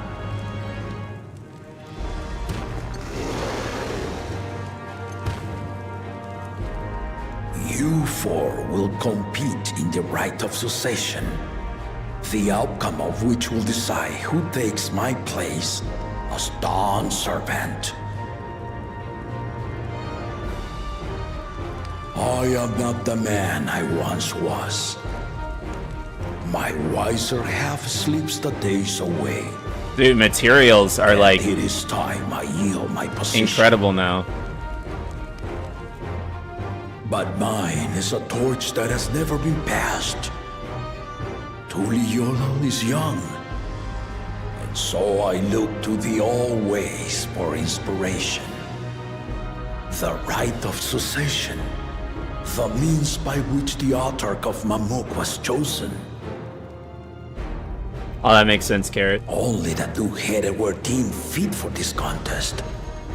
But the Tuliyollal I built is a nation of many peoples. Our leader needn't have two heads, nor be a Mamulja at all.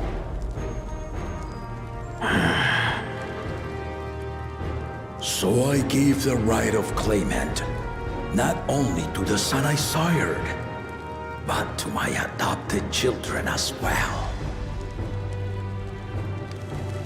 Yet the opportunity to rule was still not equal. That is why a recent tournament offered a place in the contest as the winning prize.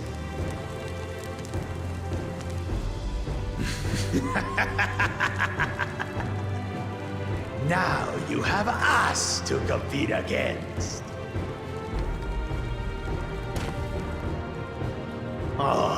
Though it seems the one head was already too afraid to face us in the tournament.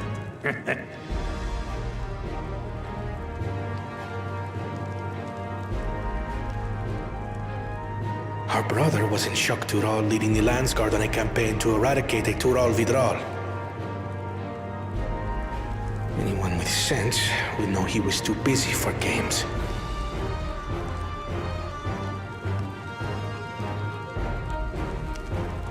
Now for the part you've been waiting to hear. The nature of the contest itself.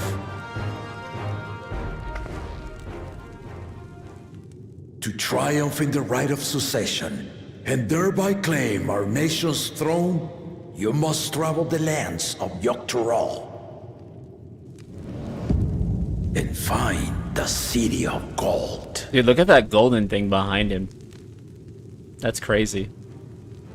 Look at his helmet. The materials are like insane. If I may, Father. Speak, Kona. The Golden City is an ancient Turali legend, but after so many failed attempts to find it, the story has become more fairy tale than fact. He looks like someone's Catboy OC. Such a quest, are we then to assume you have proof of the city's existence? That just got like inserted into the story. My unbroken word, for I have seen it with my own 4 eyes. Kona is super popular. Yeah, because I know like 3,000 people with a Catboy OC like that. This was before the founding of Tuliyollal. I traveled the lands of Tural with my companions, and we ended our journey at the gates to the Golden City. I mean to have you do the same, but in order to achieve victory proper, you need to break the seal I put in place. Bring them.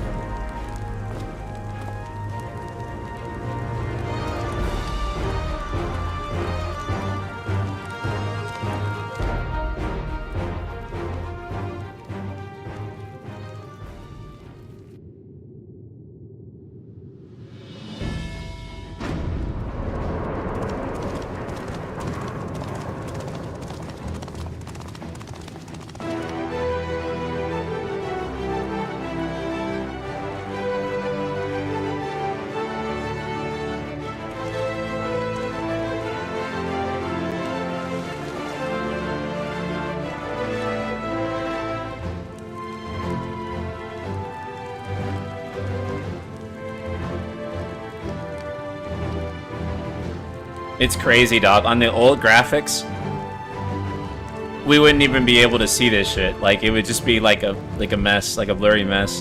The Tuliyollal saga. Like, we would not be able to see it at all. You will retrace the path I walked to unite our peoples, step by step. Along the way, 7 chosen electors will be waiting to measure your worth. Earn their keystones by performing the feats they ask of you. Once you've fitted each of the 7 tablets with the keystone, you'll have the key to unlock the seal on the Golden City's gates. So the contest is in stages, none of which can be skipped by rushing to the ultimate objective.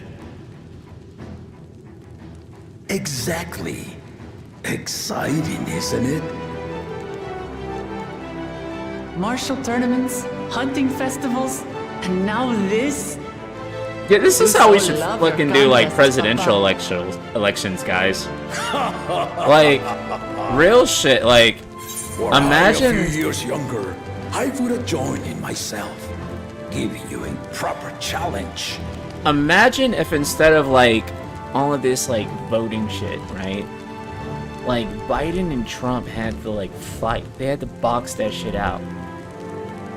They had to do like all of these competitions. Like, I don't know, dude, like run like 20 miles. And if your heart is still in good shape enough to do it, then like And then, like, yeah, you can become president. Like, have some, like, trials. Like, make them actually compete. Show actual, like, fitness, you know, to, like, do the thing. Could you imagine if the world was ran like that? Was, like, ran by leaders who had to, like, earn it? Rather than just, like, either A, take it by hostile force, or B, it'd just be, like, a popularity shitting contest, right? Like, but you actually had to show, like, actual proof you were, like, physically and mentally fit enough to, like, lead people. The vote should just be, like, one category, right? But everything else would be the contest. Maybe Tural has the right idea. I'm just saying. That's all. That's it. You may think the ride is tedious or nonsensical, or both. But I am yielding our nation's throne. Dude, hell yeah, everyone would watch. Let me have this final indulgence.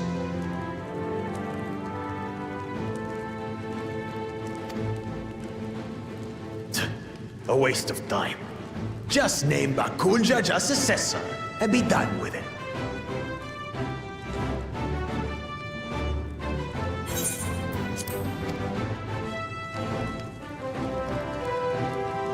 The rite of cessation begins now.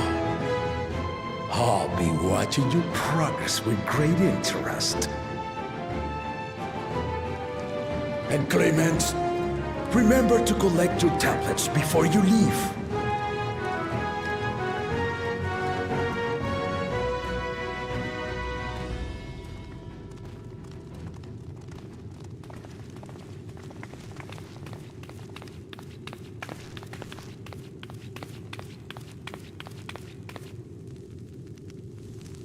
You are one of Lamachi's allies. Speak freely.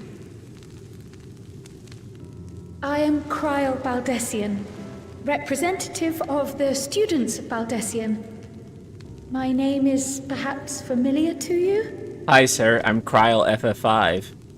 Ah. Nice to meet you.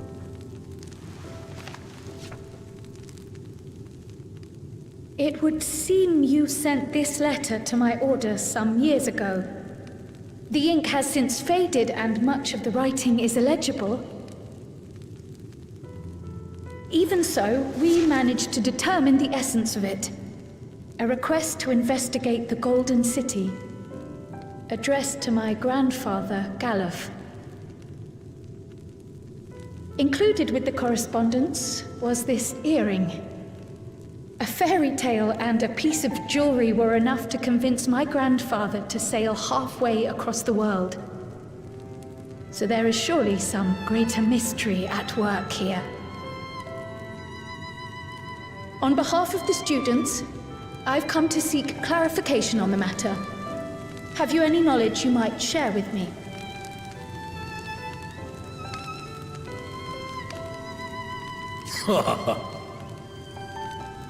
No, not at this time. I have tasked the claimants with finding the Golden City. To fulfill your request would afford one of them an unfair advantage in the right of succession.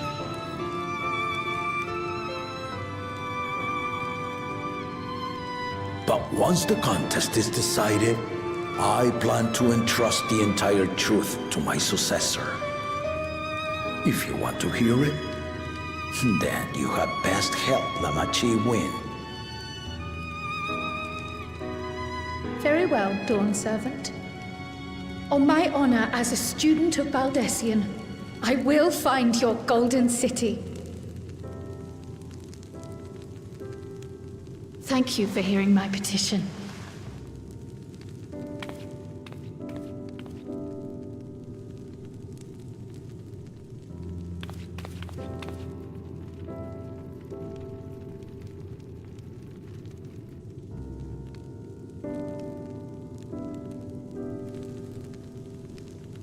How about that? She's grown into a remarkable young woman. You should be proud, Galuf.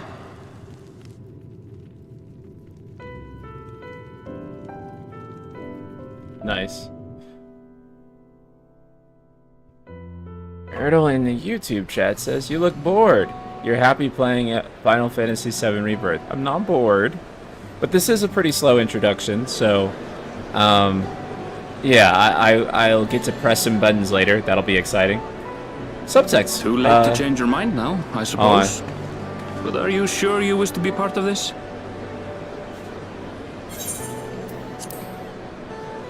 Our third promise is not wont to take no for an answer. Though you may have agreed to help, I worry that you were swept up in her relentless enthusiasm. Hello, Subtext. What's up, bro? This was actually part of the what I messaged you about. Like, the setup has a bit more intrigue than I expect. Ghoul Jaja seems interested. I'm not much further than you. Oh, okay. I thought you were, like, a decent chunk in by now. Or perhaps you've been lured by the glory of the Golden City. Either way, this contest for the throne will place you and yours at the heart of political turmoil. If you are second-guessing your decision, tell me now. This may be my last chance to help you withdraw.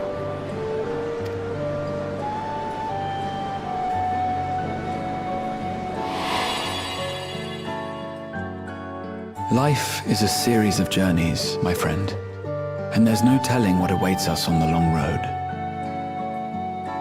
But what's important is to be true to yourself as you walk it.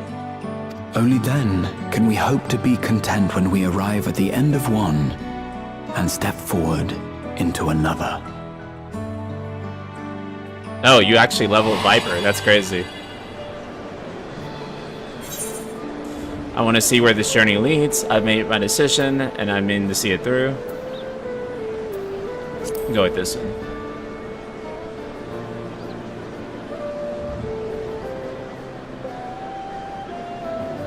Is that so?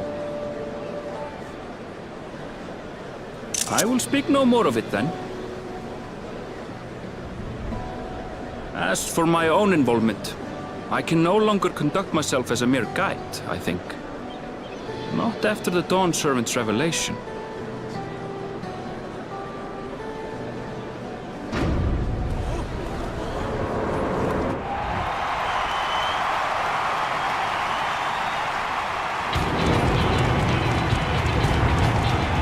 Here they come! It's Saralja! Such a fearsome mien. Make no mistake, there goes Tuliyollal's mightiest warrior.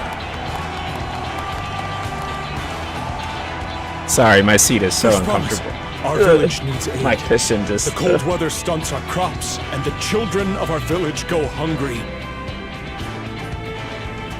Once you ascend the throne, I beg of you, grant my people new lands, please! Serelja. Take heart, tiller of the soil.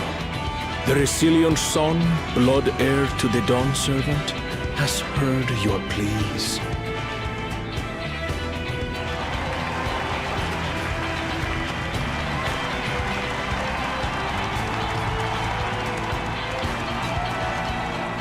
Soralja, the first promise and commander of the landscape.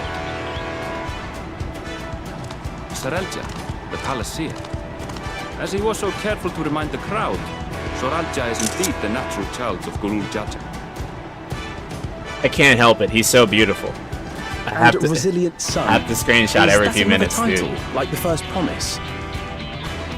After a fashion, common knowledge has it that two-headed Mamulja cannot sire children. Yet Soralja was born all the same, with the head of Resolve's features and the head of Reason's scales. An extraordinary example of life's unyielding resilience. And a warrior's reticence. He says little, but the way he moves... I know a hardened soldier when I see one. He's a natural swordsman, a gift he inherited from his father. Some even say that the son has already surpassed the sire. Should he come to power, the first promise means to employ that martial prowess in the conquest of foreign lands. For this, he and his supporters have been labeled expansionists. This puts him in direct opposition to Wuklamat, who advocates for the preservation of peace. You may recall that she spoke of a claimant who cannot be allowed to rule. That is Soralja, the warmonger.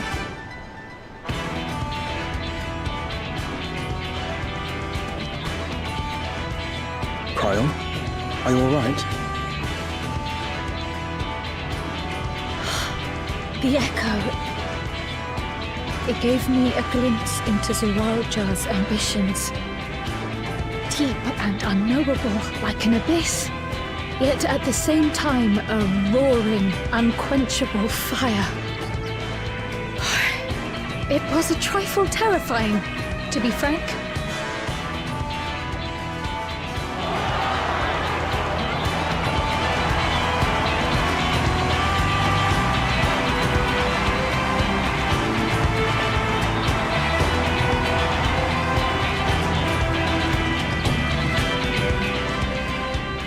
Second promise, you must bring us more marvelous conveniences. More dirigibles and trains and the like. We need you in charge to make trading easier. The elders, they complain and complain about abandoning tradition. But we're not like them, afraid of everything foreign and new. You have our wholehearted support. With your ingenuity and knowledge, you're sure to win the contest. Forgive me, but the right of succession is barely begun. I will hear your petitions if and when I am named Dawn Servant. If you will excuse me.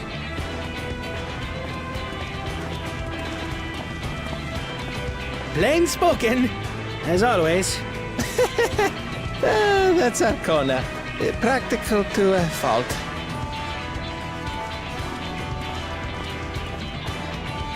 Here we have Kona, the second promise, who spent time as a pupil at Charlian's own studium. Now that you mention it, I think I did see him in the halls once or twice. There was nothing to suggest he was Turali, much less from a royal family. That was by design. He forwent his usual garb and took an Eorzean name to avoid attention. So it was Kona who introduced the dirigibles. And the railway too, given what we just heard. In furtherance of his goal, to enrich Tuliyollal with every bright notion he learned of in Charlian. He is the hope of those who prize innovation. As aloof as he may seem, Kona and Wuklamat actually get along rather well. They bicker and banter as only close siblings do.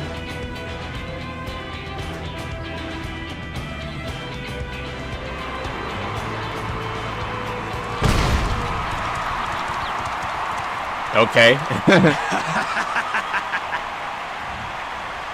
How gracious of you all to cheer the lesser Glayhans.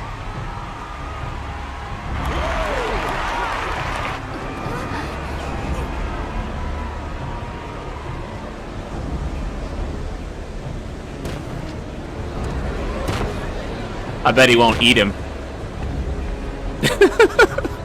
Oh, come now. What are you afraid of? I'm no different from your Dawn servant.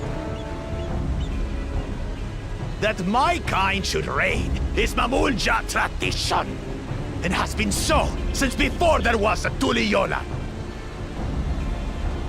I'll brush aside your feeble contenders, and then you'll see who deserves your deity.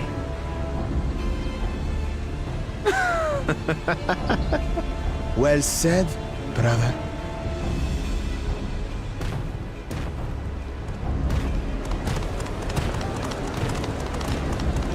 The Mamulja have finally found peace in Tuliyollal. I pity those fanatics are intent on keeping that tradition alive. The chosen of Mamuk, Bakul Jaja, winner of the recent martial tournament, and the only claimant not of the Dawn's promise. His strength is undeniable, but you see how he is. A few devoted Mamulja are his only supporters. What would he do with the throne should he win it? His policies and so forth. I doubt he's thought much beyond winning the contest itself. But one thing seems certain.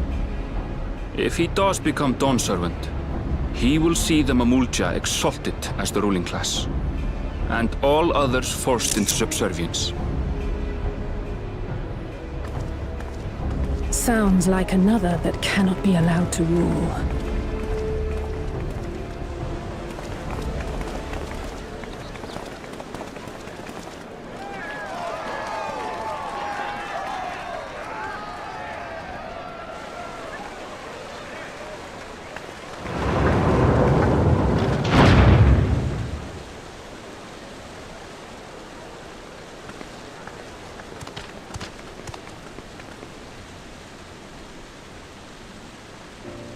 We wish for one thing and one thing only, Third Promise.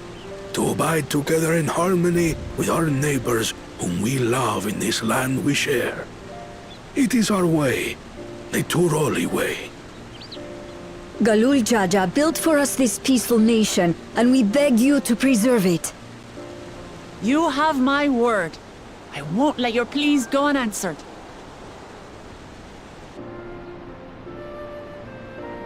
Until Tuliyollal was founded some 80 years ago, this continent was ravaged by war. The eldest among us remember that dark era, and they are Wuklamat's most ardent supporters. Apologies, it's hard to get away. This is Namika, my childhood nursemaid. She's been like a mother to me my whole life. I told her it wasn't necessary, but she insisted on seeing us off.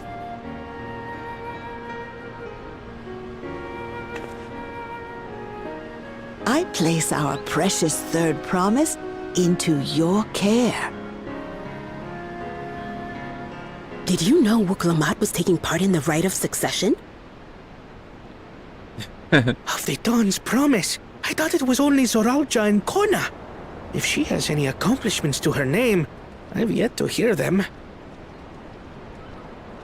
Compared to the two Mamulja, she pales in martial prowess. And then there's Kona, who's far and away the most educated of the bunch. I hate to say it, but it's hardly a competition. It's fine. More than anyone. I understand how much better my brothers are than me. Better? Wuklamat. I have never thought of you as the lesser sibling.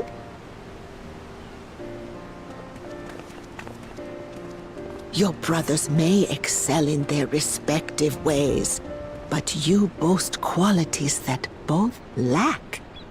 A strength that is yours alone. Having cared for you for so long, I should know. Thank you, Namika.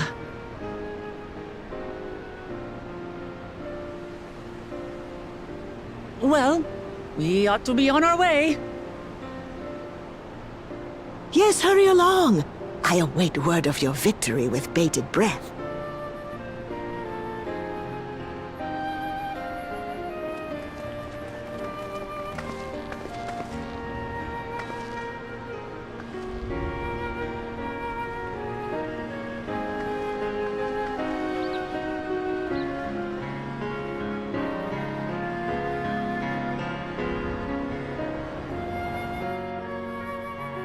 Okay, that was a really long cutscene. A really long cutscene. Holy crap. Okay. We're back. We're back in the actual game now. Wow, okay. Well, so much for the brief reunion I had in mind. Papa is not one to waste time when he decides to act. I'm used to enjoy it by now, of course, but others are often caught off guard. In any case, we should talk about how we're going to find this city of gold. All we have to work with are 7 tablets and their connection to the Tuliyollal saga. Might I suggest first comparing the tablets against the pillars? Could we check for any discrepancies between them? Good idea. Let's go take over. Wonder when we're gonna get to our first zone. G-pose with Aaronville. Oh, there goes that opportunity. Okay, so see up here, frame rate is good, right? Frame rate is so good up here. We maintain a solid 60. Honestly, OBS is kind of like what makes it actually kind of like dip down. Because this game in OBS, like for whatever reason, when you have OBS open with this game, I forgot about this, by the way, subtext, when you were asking about this, but this game has a specific bug with OBS and Streamlabs as well that causes the frame rate to dip actually when you have it open. I think that like other streamers are like well aware of this too, but yeah. I forgot that was a thing when we were talking about this like yesterday, and you were like, why is my frame rate dipping when I have OBS open? I'm like, really? OBS doesn't like really dip my frame rate for most games, but that's actually why. Is I remember this game has had like that issue for ages and ages, where yeah, you just have OBS open and for whatever reason your frame rate will kind of hit the shitter. I don't know why. Combine that with heavily populated areas, and yeah. Because when I don't have this running, I actually run it at, or when I don't have the stream running, I run this at ultra wide resolution and at 120 frames per second or more. A lot of times 160 frames. But when I'm streaming, it's like 60 max. Local mod the tablets if you would, of course.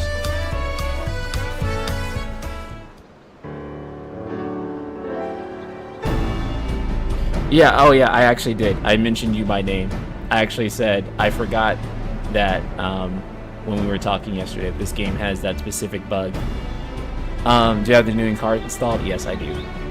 So this is running on the 4070 Ti Super.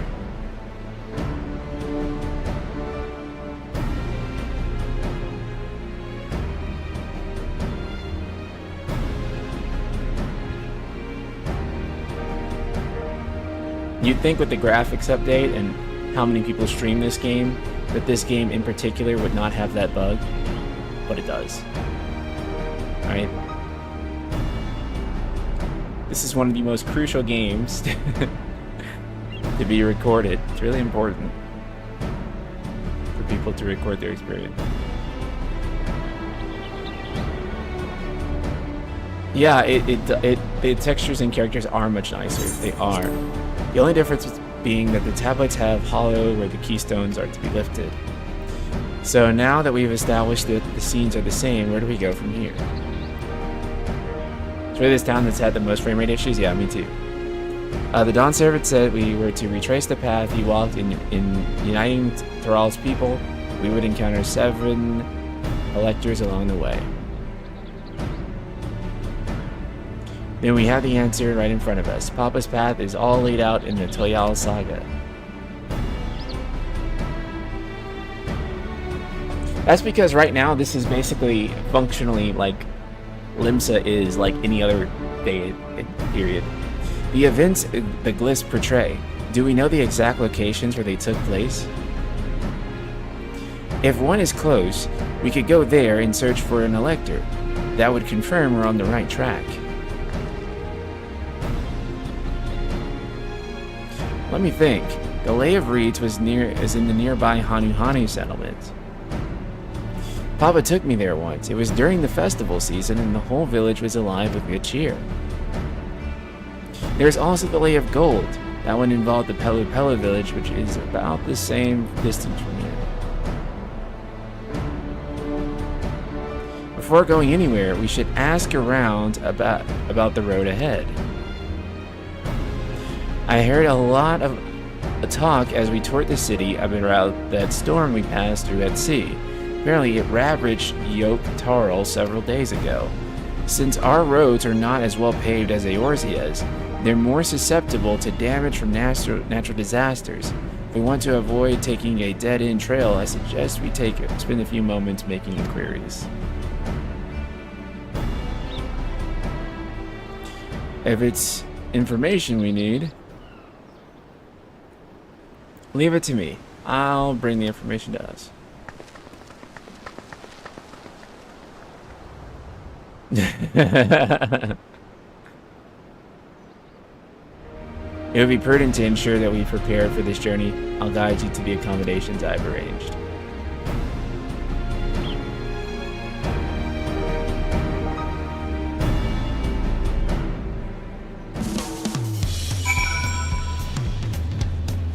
One spoiler heads up, I'm level 92 and it feels like there have been a lot fewer voice scenes than usual.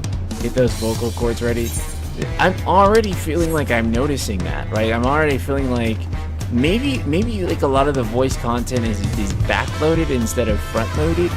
But I feel like in Endwalker, for example, I would have already heard more voice acting, right? Or in Shadowbringers.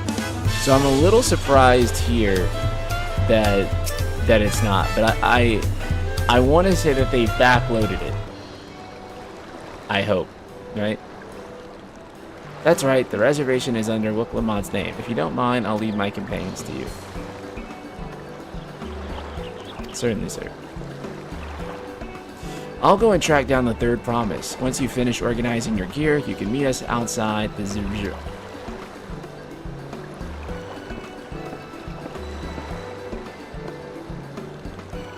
Greetings, visitors of Toya, and welcome to the Forward Cabins. Also, hello?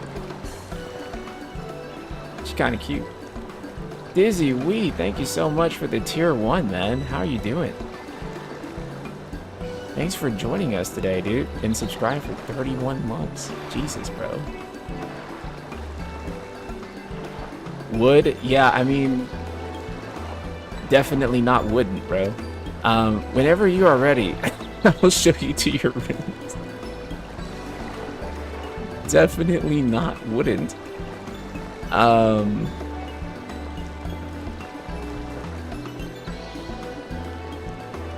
Jesus.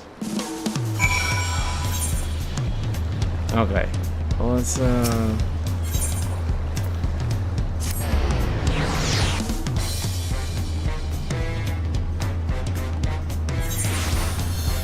okay. Let's see how our frame rate is chugging here, dude. I wonder what like all the Pro Expert 14 players do. Like when it comes to like streaming this game, like knowing that like there's always going to be dips on this, but I guess there's only dips during like expansion time, because even with the loads of people who are playing right now more, you think during like normal periods of time where it's not like huge server load and stuff like that, that it's probably not a big deal. And it's only when you're in towns. And most of the big 14 streamers probably have 4090s. I do not have a 4090. Chat, it's up to... But I could. I was gonna say chat, it's up to you. No, it's up to me. I actually bought this 4070 specifically for this expansion. Dude, where the hell is it? Am I bugging? Oh. I should have known. There's like literally cutscene icons around everyone else. Dude.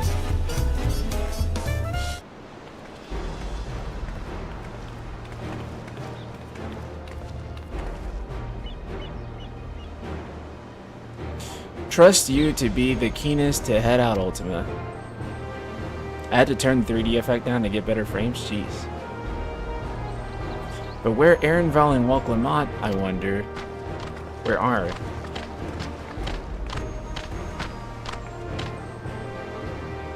Oh good, you're all here.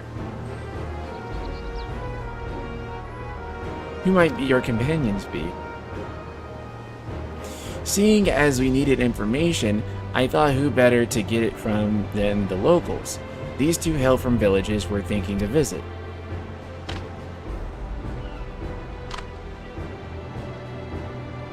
I give you credit for taking initiative.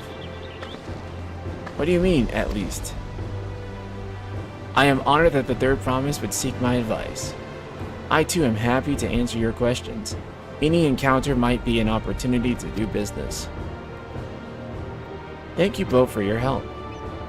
Before we begin, there will doubtless be occasions when we need to act independently, so I brought these for you two.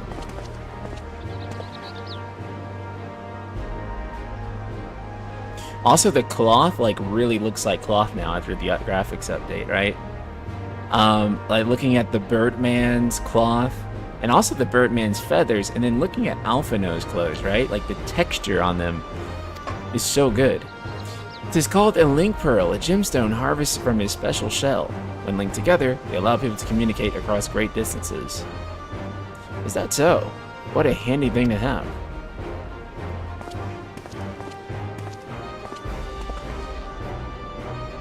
It'll be useful on our travels. Speaking of which, I should get back to introducing my two new friends here.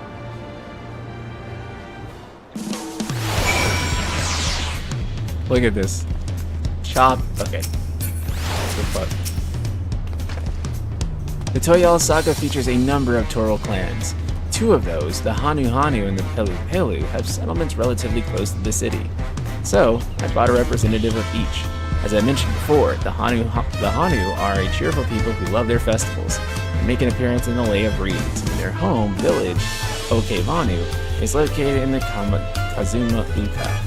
The other, smaller fellow is one of the Pelu clan, business folk-minded Urkacha.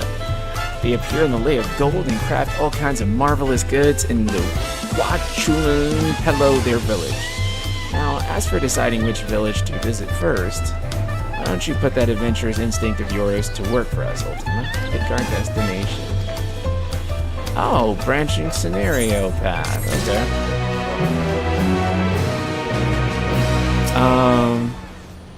I'll go with you. What is it you'd like to know? Our main concern was confirming the state of the road ahead. As I recall, the Orpakacha, we depart from the Archdon, then we take the road from the west. At the fort, should we be wary of anything along the way? That is indeed the way to the Orpakacha. After the damage you wrought by the recent downpour, however, you'll be doing more stumbling than walking. You think you can increase the music? Oh, okay. My bad. I forgot. I increased the music volume, but I didn't increase my... Okay, there we go. Now it should be balanced. Come with me. I increased it for the cutscene. Thank you so much for pointing that out. We'll be back to talk to you in good time, friend Hanu. Meanwhile, you can eat and drink your fill at Zebo. It's all been arranged.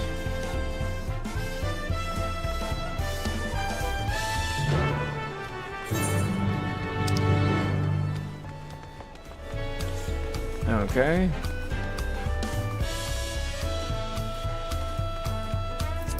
We just need to walk forward until we get there. Have you seen the reactions to how poor the MSQ is? Yes. I have. I've been seeing some of it, and I'm trying to be the judge of it right now. I think I have an idea of why it's not hitting for some people, and I understand why some people like it too. So I think when I offer my take on it, which will probably be more nuanced than a lot of the ones on the internet, then I think that I'll just collectively get my ass beat by both camps. as is usual. Luke, hello. Do I have plans for Pizza Hut this evening? No, I'm going to get some noodles. Okay, so here's what's basically happening, right? Like what I think is happening. The world building is good and interesting, but I think it's being delivered in kind of a very slow and dry way. It's not really being told through the storytelling. A lot of it's just kind of being handed to you in like a heavy-handed expository way. And so I think a lot of people, it depends on like where you're focusing, right? So if you're focusing purely on like the lore itself, you're probably thinking like, oh hey, you know, the lore's good. And it's a slow start because we just, you know, did everything we did in Endwalker, so it can't be, you know, killing gods and doing all that other stuff again. But I think that like a lot of people who are feeling on the other end are feeling essentially that they're feeling like why make a Realm Reborn 2 in that way, right? Like, there's ways to introduce things that don't make it feel like it's drag. What I think that Dawntrail lacks so far in its opening hours is like a hook, right? Like a really interesting hook. I think that's kind of the problem, right? Is that like, I don't know quite yet why I care about the election or anything like that, right? That's kind of the issue so far. I think that's also why when you get to the second half, this is just me theorizing at this point because clearly I haven't gotten to the second half. I think that's why when you get to the second half, the game starts to hit and you start to, like, you're like, okay, I get the kind of story now, because all of this kind of like expository dump that happens on you can just roll out, right? So I feel like it probably could have been done in a way that gives you a more immediate hook into the story that's happening. And I feel that's why some people are left kind of bored by it. And then you have other people who are like, I don't really mind the heavy-handed world building. It's hard for me to judge so far. I will say that I'm a bit more interested in the succession for the Dawn Servant thing, because I thought it was going to be a bit more of a generic tournament, right? It also didn't help that they showed Solution 9 because people want to get to it as soon as possible, yeah. Also, it's hard to call anything boring after surviving a Realm Reborn, right? Yeah. For sure.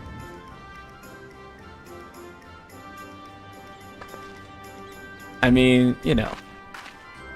These animals can traverse mountain trails if they were general fields, all while carrying heavy loads, and merchants would be lost without them.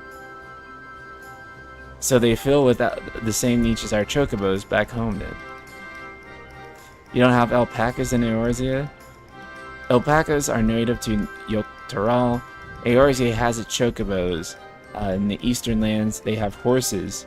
Why go to the trouble of breeding another pack of beasts in a place which ill suits its qualities when it is not needed? Yeah, that's true. But must we ride these little monsters? I get the impression you are not fond of alpacas. When I was little, and being a little naughty, I was pulling on their wool. One of them spat on me, and it was the foulest stench you can imagine. Oh, boy. I see. What are they like to ride? Alpacas' breds are mountains, inquisitive, docile. Even those without experience find them easy to handle.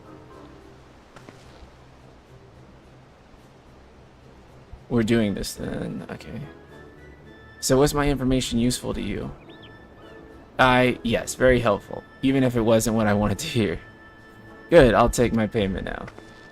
It seems like it's hard for people to come from two high highs, really high, and come back down to a low expansion. I do think that's some part of it too, for sure.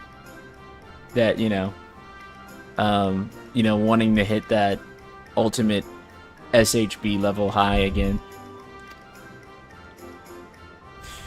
The Palu value the act of spreading joy through trade. As you should know, they take pride in making deals that benefit both parties.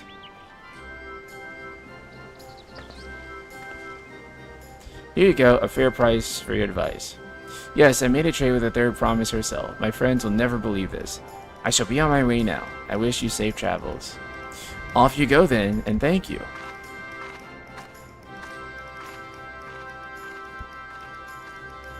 I better not spit on it again. I mean, and that's kind of the thing, right, too, is that, like, when it comes to those types of things, like introducing a new world, I would say that Shadowbringers also, because again, Shadowbringers had to also do like a lot of world building too, because it not only just took you to a new place, it took you to another like planet essentially. And I think that Nordvrent, like that area, still remains the best world building they've ever done. Turali poets of yore sang of a mountain that would stand tall, even should all other lands sink beneath the sea. Indomitable and eternal, it arises from Urkopacha, the 100 peaks of time. Of all the beasts which crawl and fly, only the legendary Valigarmanda could hope to disturb the summit's serene majesty. Yet, with that flying calamity imprisoned by the Dawn Serpent, what great feat remains for those who FF fans claim will the beat my throne? ass, IMO, but Northrend is the best world building in the entire franchise. Dude, it's not even close. It's not even close. Northrend is the best world building, like, in the franchise. Actually, I wouldn't say that it's not even close. 7 has really good world building, and 10 also does too. Like, So this is Urkopacha. I've never actually been here before. but those are like the top 3. 6 also has really good world building, like right out of the gate. And 9, those are the top 5. But I would say that Shadowbringers is like my number 1. The air is so crisp and clear.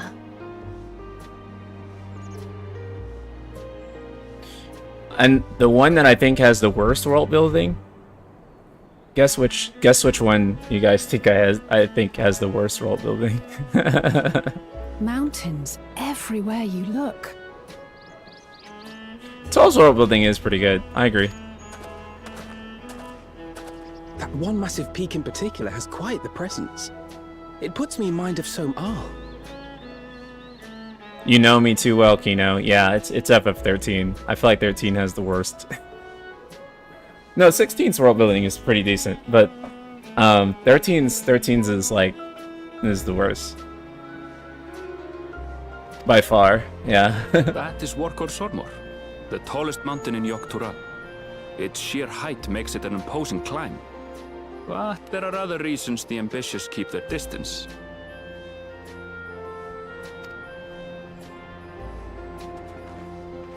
Oh? Do tell. Actually, I lied. 15's world building is actually worse than 13's by a pretty substantial margin. Now that I think about it, 13's is actually better than. Okay, so 15 actually has the worst world building, but then 13. Where to begin? Excuse me, but you're Wook Lamat, are you not? I hadn't thought to encounter one of the Dawn's promise here of all places.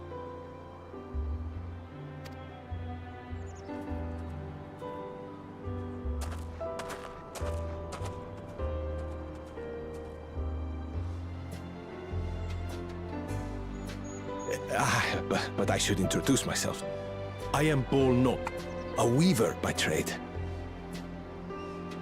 Like with 15, you can think about basic things in like its world system that don't make sense.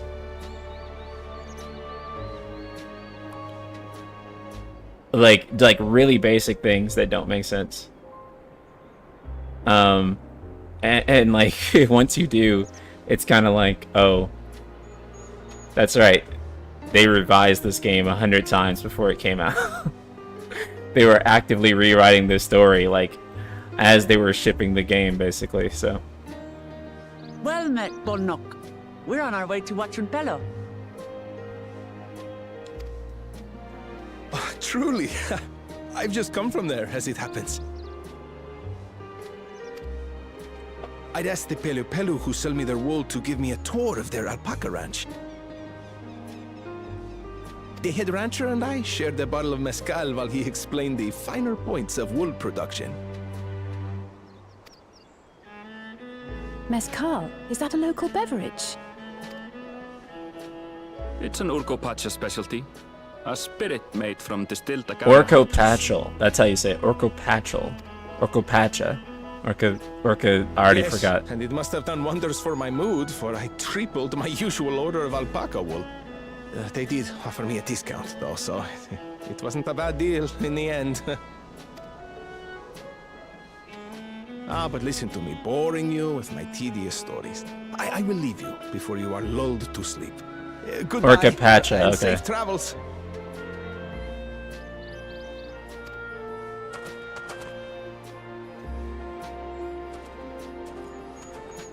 Oh, silly me.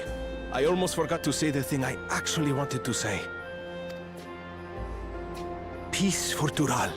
I agree with your vision, Third Promise. You have my support in your bid for the throne.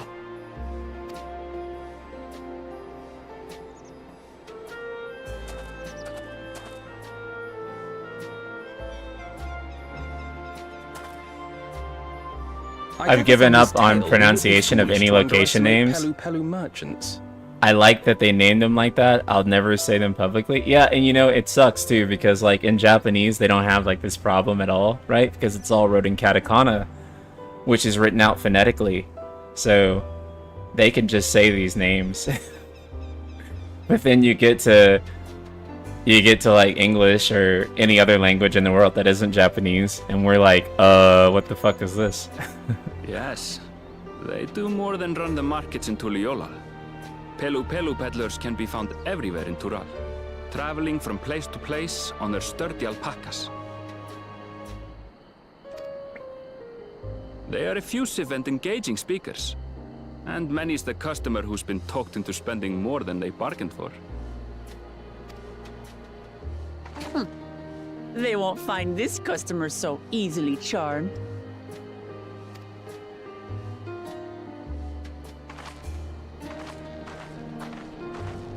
Watchun Pelo's down the path! Off the main road!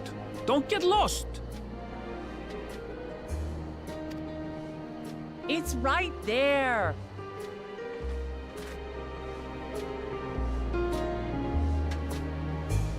Well, in fairness, Shinjima, like, is it FF fans that are still talking about verses, or is Nomina still obsessed with verses too, right?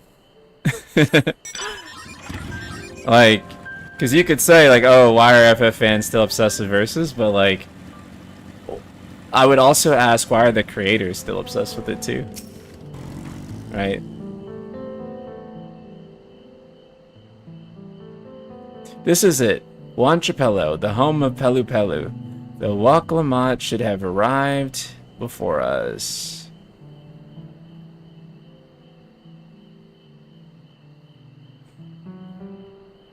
That's not good.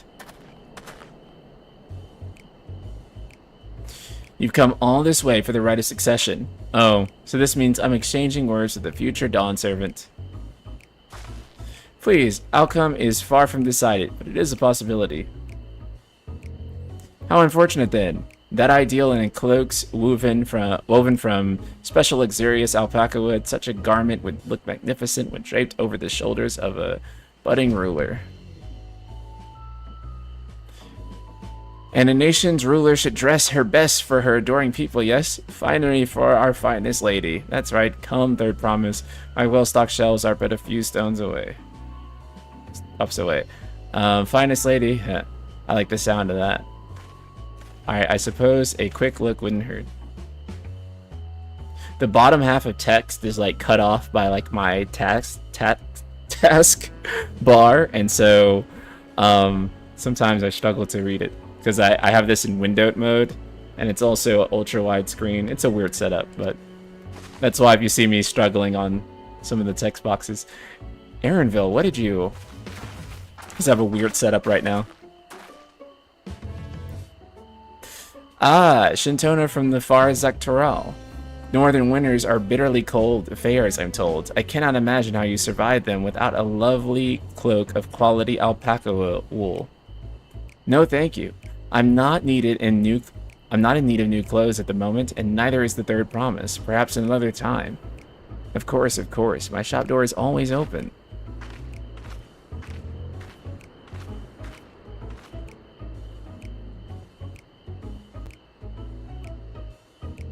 You were saying something about not being easily charmed. I was just... As I mentioned previously, the Pelu people live for bringing happiness through trade. They won't cheat you or sell you defective good. However, they will disarm you with death's turns of phase. Unwitting customers like what Lamont fall prey of this affable approach time and time again. Your only recourse is a clear and firm refusal. They won't pursue the matter should you make your disinterest plain. A valuable insight into the minds of Pelu Pelu. Let us all take Aaronville's words of caution to heart.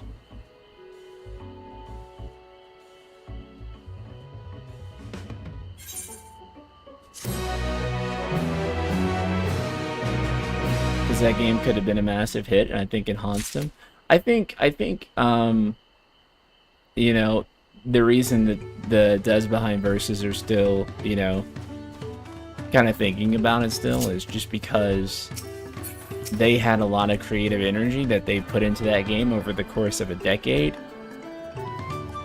And it was a lot of their best ideas and best work, and the world will never get to see it in full. And I imagine that's really frustrating, right? Could you imagine like a decade of work that a lot of people wouldn't get to see, and if they did get to see some of your work, it was kind of changed and altered in a way that didn't actually fit the context of what it was supposed to be? You know?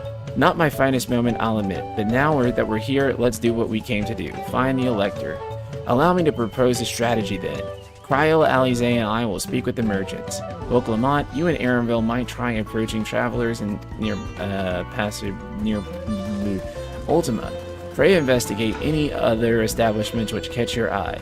Should we learn aught of use, let us relay it to the third promise.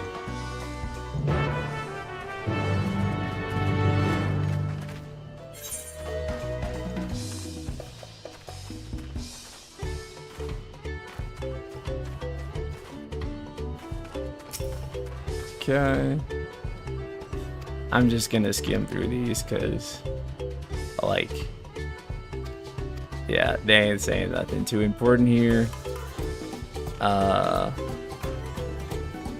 relationship between Woke and Aaronville is pretty funny because I can tell that Aaronville is kind of annoyed by her and just like, whatever, bro. Woke is great. Kudos to the team for having the courage to put her front and center. If she was badly acted or written, it would have been pretty detrimental to the expansion. Well, there are people that, at least I've seen on Twitter, that aren't really big fans of her. So I can see her still being fairly controversial, if I'm honest with you. But I think a lot of people are like waiting to, you know, see more. Wait, that was like one of my mods. That was Peachy Tima, I'm pretty sure. I'm gonna wave. I don't wave hi to her. Oh wow, will it not let me? Because I have my, oh, hold on.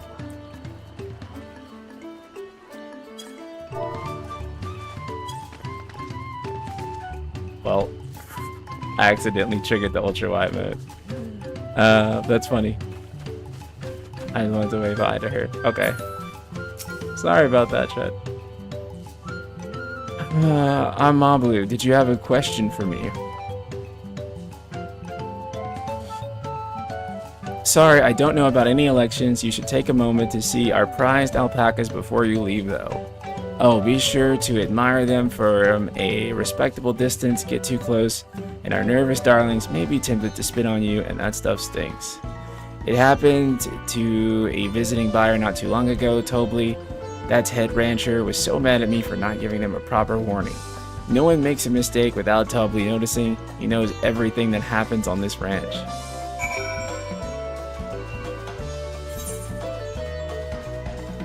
Okay.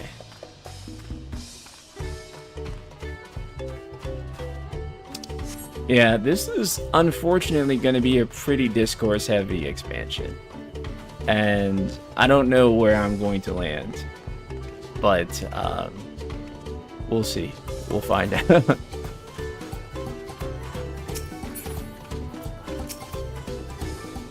You really have to watch yourself around these silver-tongued peddlers. I almost bought a bottle of mezcal and a stack of blankets. And then there was this enchanting ornament. Anyway, I did manage to learn that Tobley is the man to talk to about the contest. Now, if only they'd share where the head ledger is of theirs to be found. Really? He's also the head of the rancher? Well, Alpaca Ranch is not far from here. I say we pay it a visit before the others return.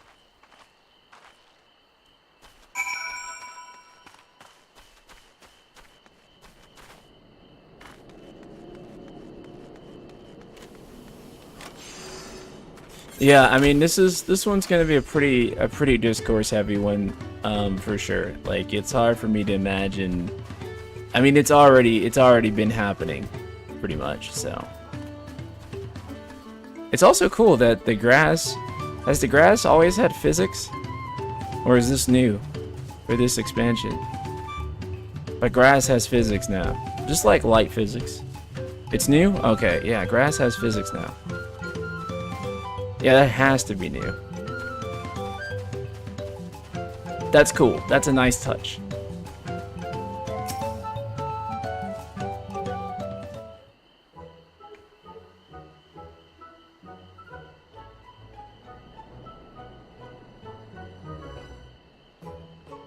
That is a lot of alpacas. Still, we know the Het Ledger could be here somewhere. I can't let fear deter me. Not to say that I'm scared, of course.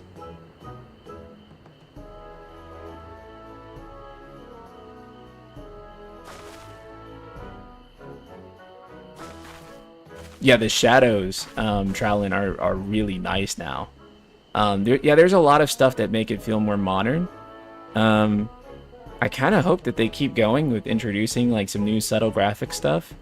I imagine once they end PS4 support, there'll be like a half graphics update, kind of that happened like with like, what was it, like with Stormblood, for example, where they were able to go a little bit harder with certain stuff because they dropped PS3 support. So I imagine that that when PS4 support drops, that they'll go crazier. This is only part 1 of the graphics update.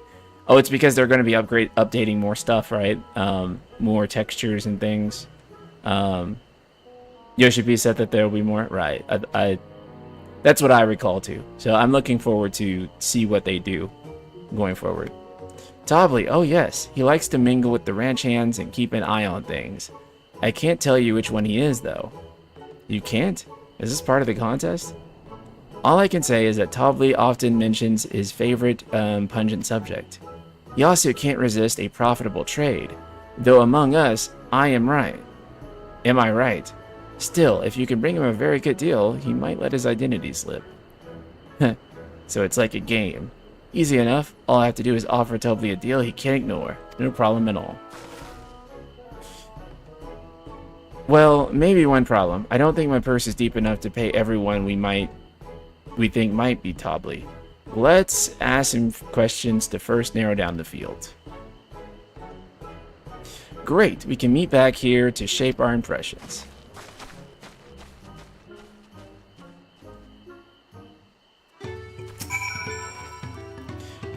Well, I'm not Tobley. I mean, oops, I shouldn't have said that. You're not meant to find out for yourself who Tobley is, or if an elector is even in the village at all. Good luck. Okay. I'm gonna just speed through these then, because they are not saying anything too important here. Yeah, I mean, this graphics update alone has me just intensely curious about what the future of graphics will be in this game, because they just improved so much with this, right? I can only imagine that eventually there's going to be like a ray tracing update or something like that. So do you think it is? I have my suspicions. Let's see your pick. Oh. I'm gonna just guess. Doesn't really matter. I suppose there's only one way to find out.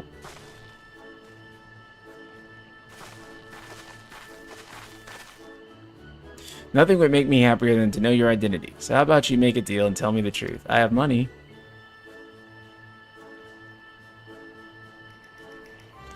Then I agree to your trade. Done and done. As part of the bargain, I am not Tobley, not the head ledger, and not the head rancher. Just a humble ranch hand. You're not him?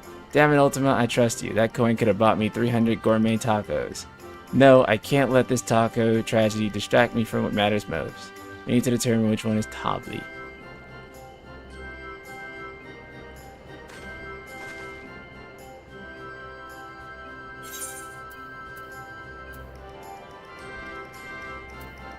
Let's go with the nonchalant one.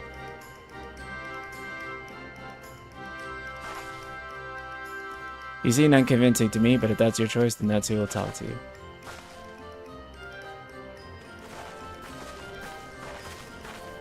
Tobley, I offer you a deal. The truth of who you are in exchange for a tidy sum. What do you say? We're gonna make woke go broke. I didn't mean to make that pun. I did not mean to make that pun at all. Ah! That's fucking funny. I say hand over the coin. The truth is, I'm not even ranch hand. I just like to come by and watch the alpacas. What? You don't even work here? I knew I should have gone with my gut on this one. But now's not the time to mourn wasted coin. We need to regroup. Okay, so it is the diligent one.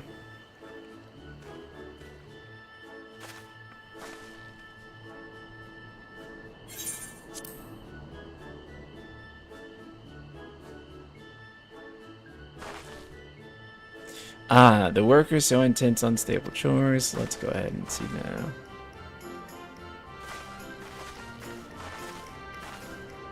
We know it's you, Tobley, and to prove it, I propose a deal. A generous sum a coin to coin for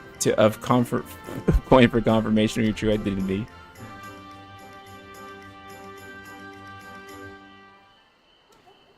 An offer I gladly accept.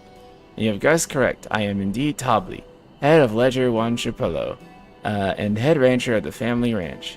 I am also the Gulur Jaja's chosen elector. Aha, and a place featured in Tuliyollal saga, just as we thought. That it took more coin than I would have liked to know for certain.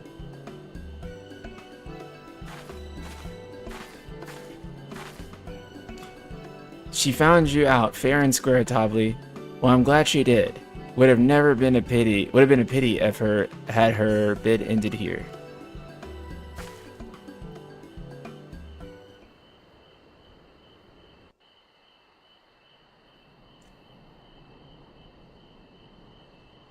Deducing the Dunservant's elector was the first step of the feat. Too simple a task for this aspiring ruler, eh?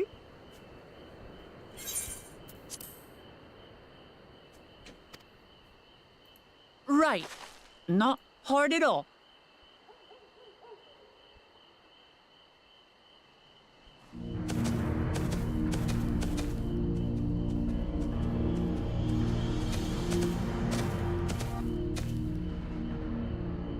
Zorolja.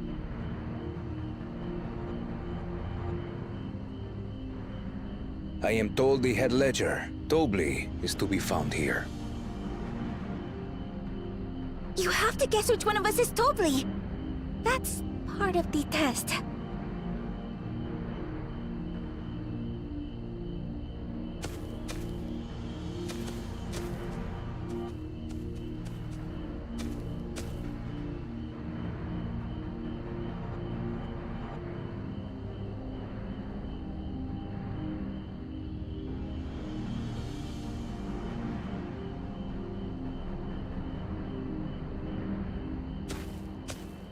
You're Tobley.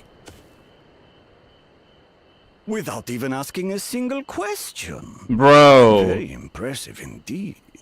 How? With that amusing prologue out of the way, we can proceed to the actual challenge. Also, yes, his voice and face do not match. Per the Dawn Servant's instructions, I was free to devise any manner of feat. I considered a number of possibilities in the 10th column.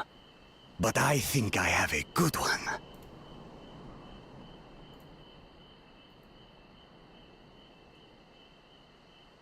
You must go forth and capture for me an alpaca.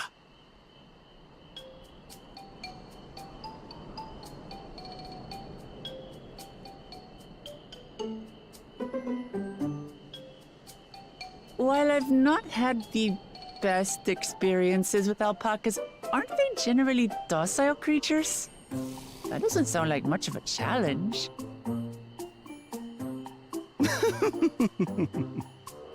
Bring out the example! The example?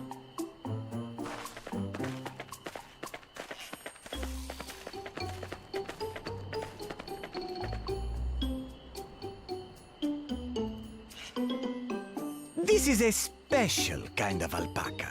Would you please approach the animal, Third Promise? Who? Me? Well, it should stay calm if I stay calm, right? That's what Aaronville said.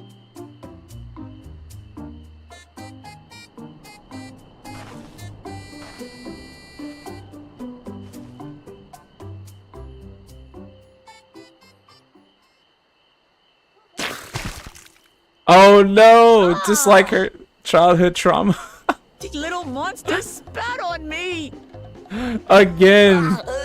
Oh, that stinks. Again, dude, she's gonna be so traumatized. Oh my god.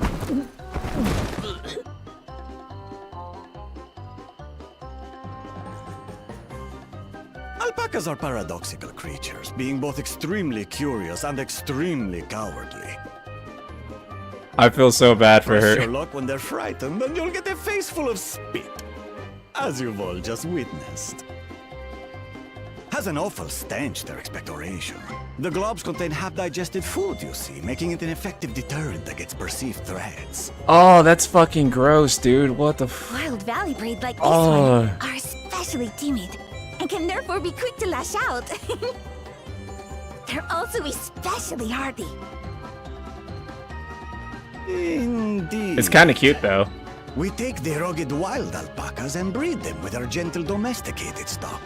This produces the strong but biddable pack animals prized by our traveling merchants.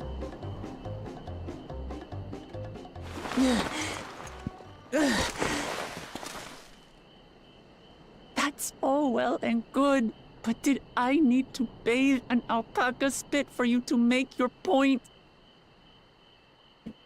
So, the task is to catch a wild alpaca. That is correct. But be warned that it is a feat easier said than done. I suggest you prepare well before you enter the valley where the creatures dwell. And by you, I mean the claimants only. Allies are not permitted to assist with their catching. The alpacas will help me judge which of you is worthy of receiving a keystone.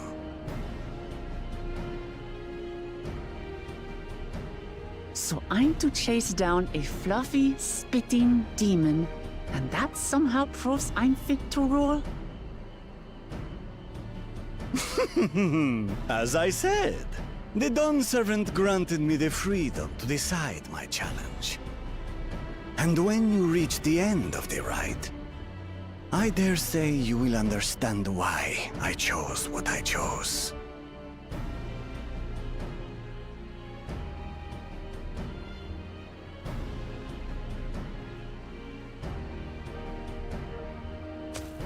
Very well. This won't take long. Wait!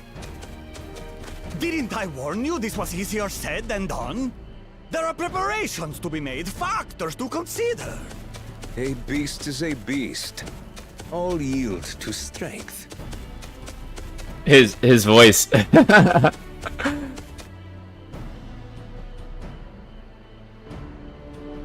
So far, this experience has done absolutely nothing to improve my opinion of alpacas.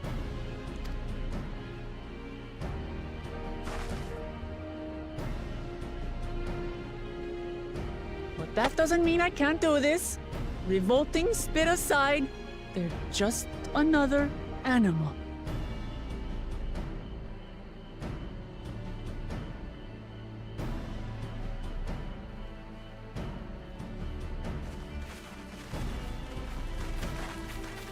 Are you all right, Orclamart?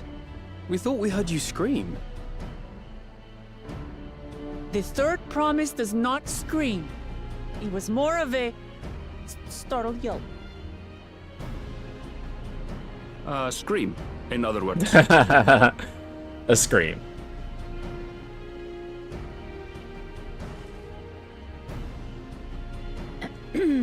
Did you find the Elector?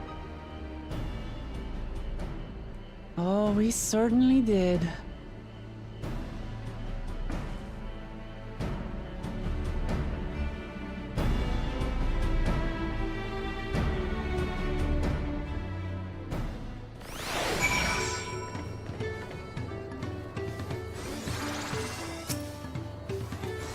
I had to go and wash that nasty stuff off my face. I think I got all of it. Would you mind taking a sniff for me just to make sure? The stench has ruined my sense of smell.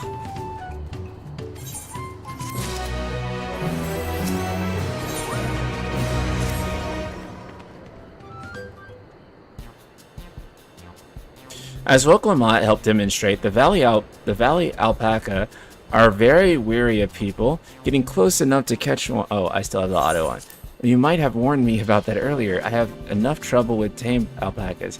They expect me to wrangle a wild one. With proper saddle, we infuse the leather with a relaxing scent that soothes the spitting beast. Wonderful. Give me one of those then.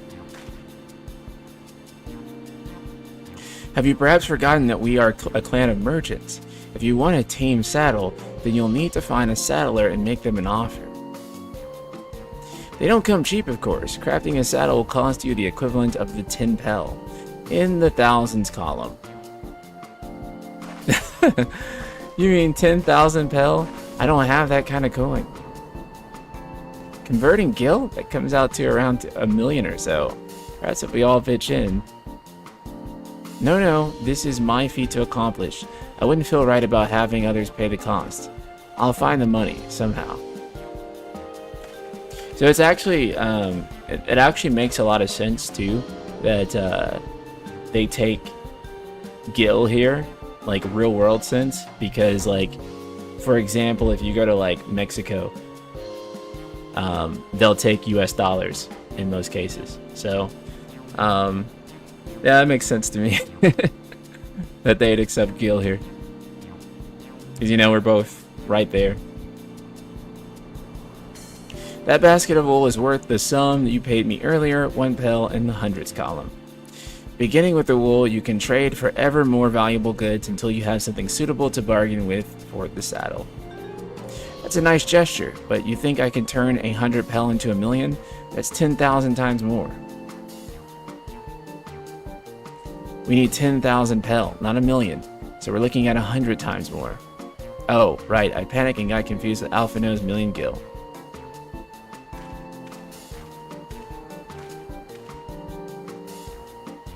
I'm not so sure about this trading idea. You were almost talked into buying a cloak you didn't need mere moments after you arrived.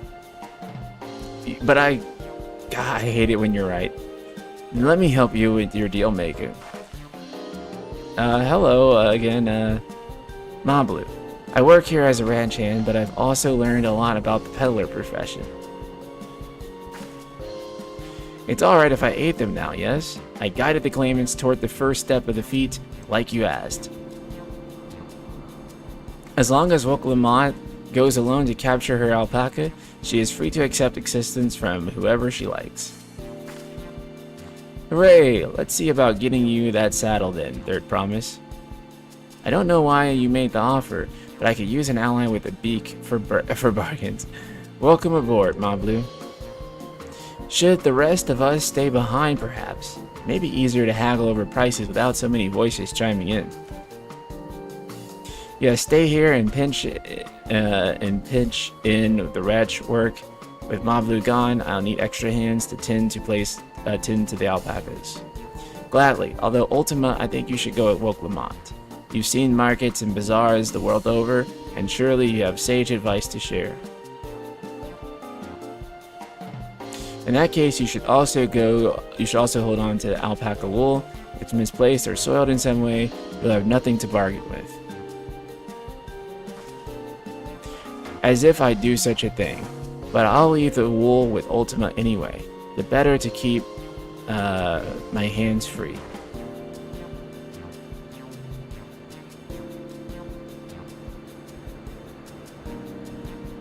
To begin, I suggest we try trading the wool to Havli the saddler.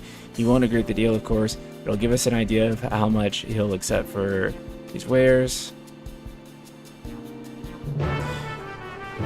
Yeah, I think what I hope, for Final Fantasy XVII especially, is that, who's ever making it, they'll kind of go into cultures and places that we haven't been before.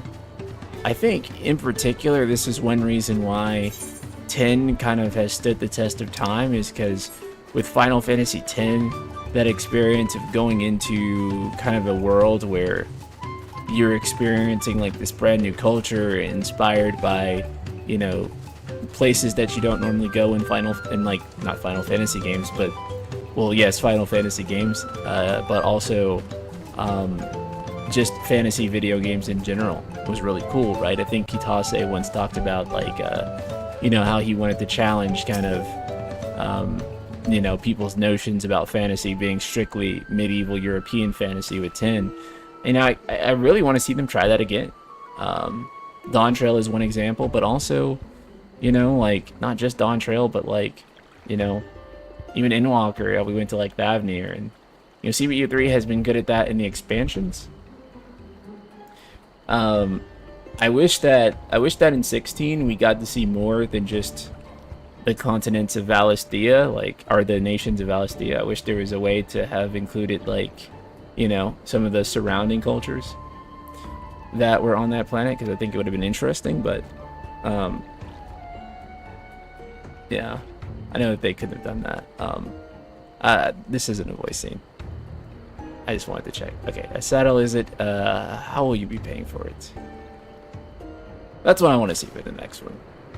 I think that's also why Agni's philosophy stuck out for so many people, right? With this basket of fine alpaca wool.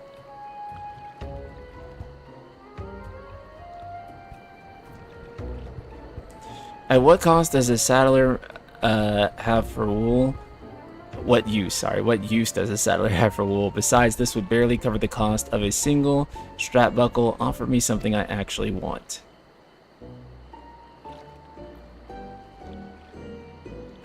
And what might that be? Mezcal. I like to use a nurse cup at day's end while I inspect my finished work. Bring me a jug of quality stuff, and when you've got yourself a deal. This bodes well for us, Third Promise. Such mezcal can be had for only 5 pel in the thousands column.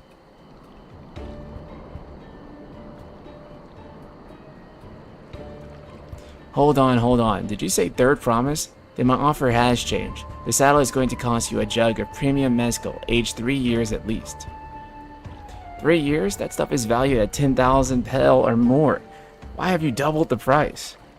Because I support the man of ambition who will see my business prosper. Zoral Ja will go to war and his cavalry will need saddles. Lots of saddles. It's nothing personal, Third Promise. I won't sell you my craft for anything less than my asking price.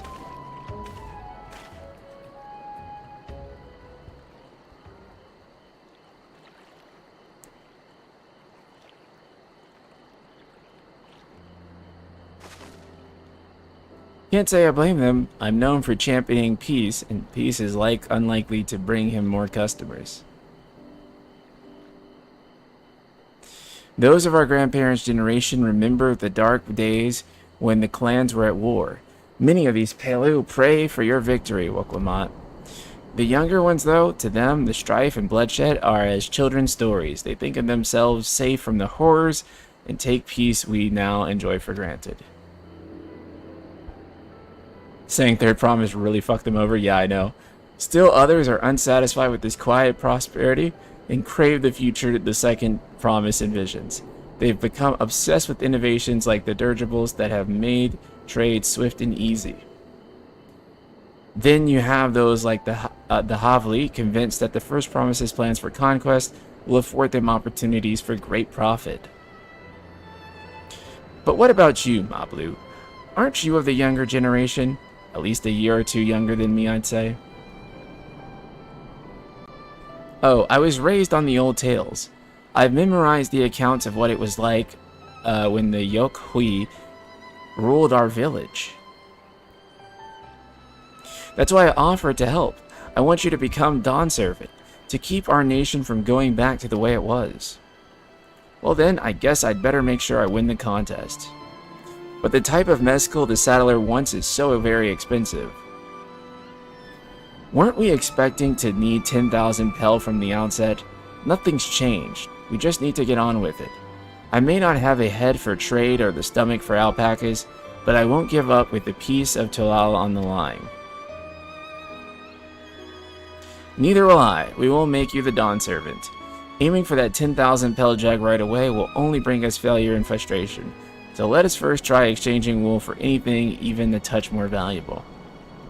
The trick is to find someone who needs alpaca wool and is willing to trade it at a loss to acquire it. Someone who supports your bid for the throne, for instance.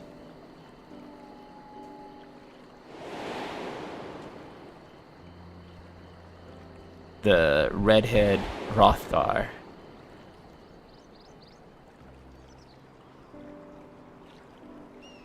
Of course, the Weaver.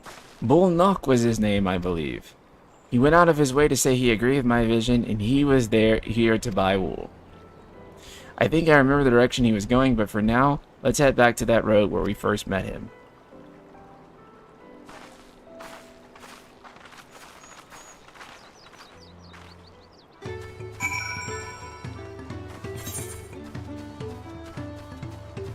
Okay.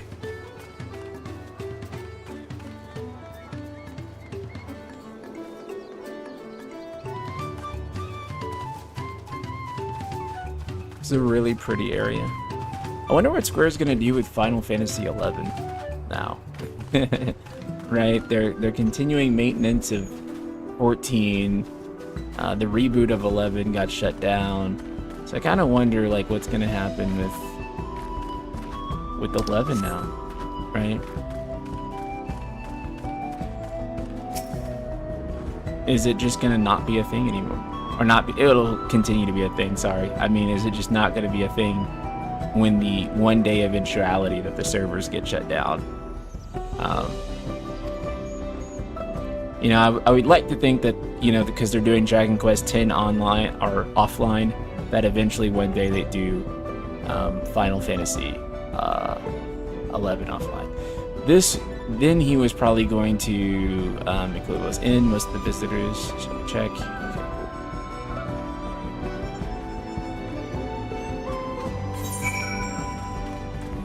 Oh, what am I doing? I have a mount that I can use.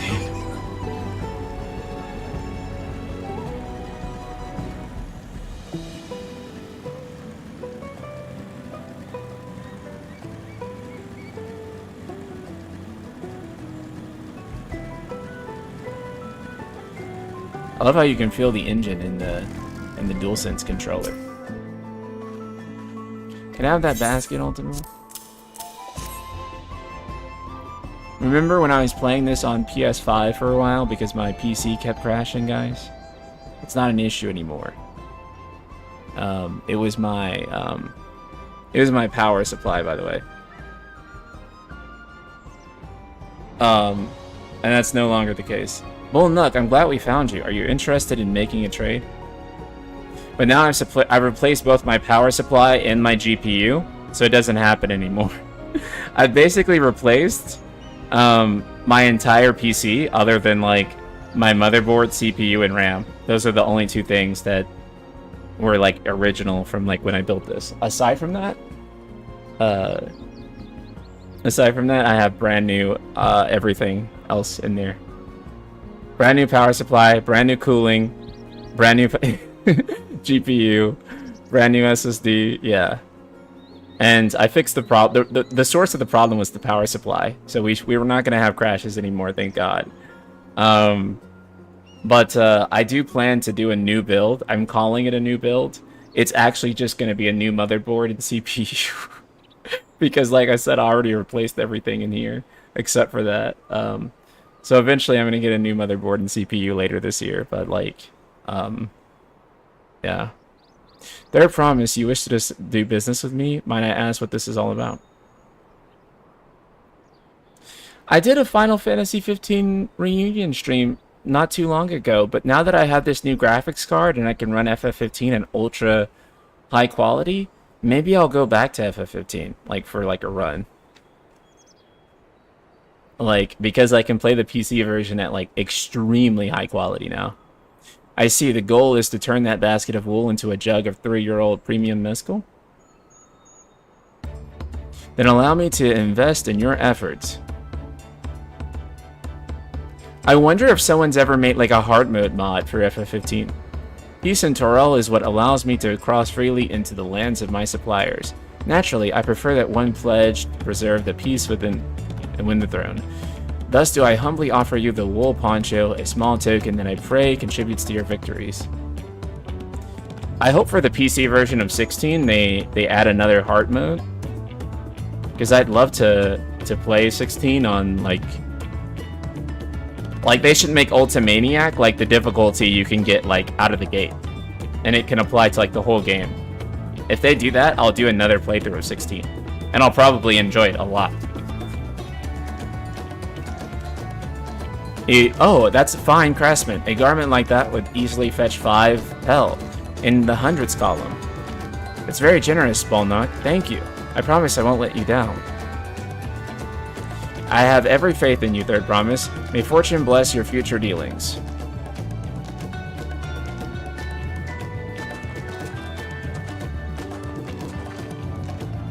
I can't believe you quintupled your investment with your first deal. We're off to a spectacular start. Only because Ultima remembered our weaver friend, all I did was hand over the wool. That's not true. The connections you built with people are vital. This is one of the most fundamental precipices of trading, one which you've instinctively mastered. You think so? Oh, I know so. Now, let's take our 500 pel poncho and trade it for something that's even more valuable. Here, Ultima, you take the poncho. If I lost it somehow, Aaronville would never let me hear the end of it. But yeah, if they can make the harder difficulty available right out of the gate and apply it to the whole game, what the fuck? And make it apply to the whole game, then yeah, it would like greatly intensify my enjoyment of the game by like a very large degree. So I'm just skimming through this. I would really enjoy it a lot, and because the two things that had the biggest impact on me with enjoying the game was like doing the side quest and the difficulty being so low. So I think that like if I can play it and it's really challenging, and not only that, I can just skip through the side quest and go through the main story and really focus on it, I think I'll walk away with like a very positive reception for 16, or at least a tremendously more positive one than I kind of settled on tonight. So we look for a person without a poncho and they're eager to buy ours. Yes, there you go. We find the demand for our supply. So where should we begin our search for the prospective buyers? There are any number of places, but we could do worse than starting right here at the inn. There might be some interested travelers.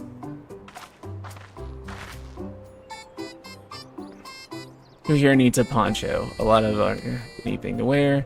Those are probably Landsguards who sell swords. Mamuja, who soldier. Okay, yeah. Let's just go straight on through this. Okay, well, he's least likely to meet one. He's sweaty.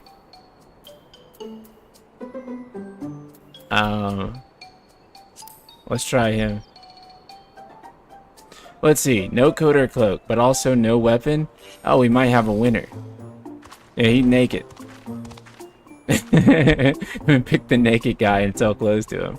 Oh, there, friend. You're not a mercenary by trade, right? I was curious about your bold choice of dress, or lack thereof. Oh, it was no choice of mine, believe me. I was attacked by beasts on the way here and barely escaped with my scales intact. My coat was not so lucky.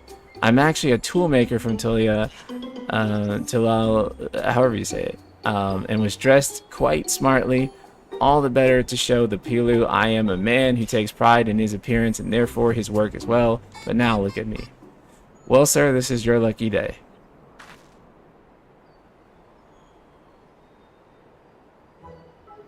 What a splendid poncho. This would be perfect replacement for the coat I lost. We'd be willing to part with it if you'd like to make a trade. For one of your fine tools, perhaps. What about this hatchet? I crafted it myself and will vouch for its quality. I love this expansion so much. Gonna watch everyone play it so I can relive it again. Wow, that's crazy, man. I'm glad to hear that you love this so much. The blade looks sharp. The haft well made. I love it at 1 pel in the thousands column. Oh, from 500 to 1,000, we have a deal. Wonderful. A fine garment such as this should put me on even footing with any Pelu merchant. With the eponymous, however you say it, owner of Mipalu's mate garden. For one, her field hands use hatchets to harvest the mate, and I thought to impress her with the tool I sold you. No matter, I have other wares to sell. Glad I am to have met you. Did you hear that? We've already found our next buyer, the Mipalu's mate garden. But it's a fair distance on foot. We should take alpacas.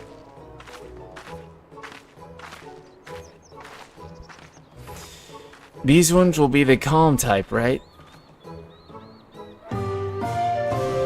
Excellent trade. Okay. This is kind of a cool MSQ mechanic. You know, so that they can actually have some quest variety. They add something new like this every expansion, right? To try to be like... to try to add like some sense of like variety to quests. Because again, if you're a quest designer in a game, you kind of have a kit that you're given, and within that kit, you have to figure out how you're going to make a good quest, right? And you can't really make new stuff most of the time, so you kind of just have to work with what's been given to you. And sometimes that's good, sometimes it's not so good, right? So rather than activating my glam, one thing I love to do when we get to new expansions is that I love to just like wear the new armor sets. Right? I kind of view glam as an in-game thing.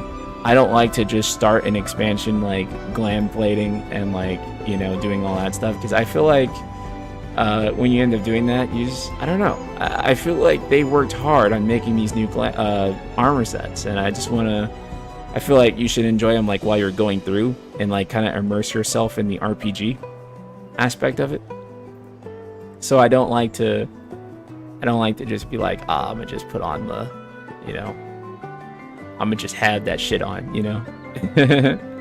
That's a patch thing, IMO. I agree. Glam is what happens after you finish the base game, and then you want to like throw down, right? While you're in the MSQ, in my opinion, I like to wear the actual armor sets and see like what's going on. And even in MSQ or even in patch stuff, I do like to still see like what new armors that they kind of introduce for the new item levels and stuff before I played them. But yeah, I usually do play those faster. But like when I'm in the base expansion, the 0.0, that's when I'm gonna wear this stuff right here. And yeah, I don't see myself glamming this at all. But I do appreciate it for what it is, like, you know, right here. Okay, I do think we're gonna call it a stream for this today. I don't know when the next stream for Dawntrail is gonna be, because this is gonna be somewhat inconsistent because of how my schedule is right now. But I do think we'll pick up on this like sometime this week or later next.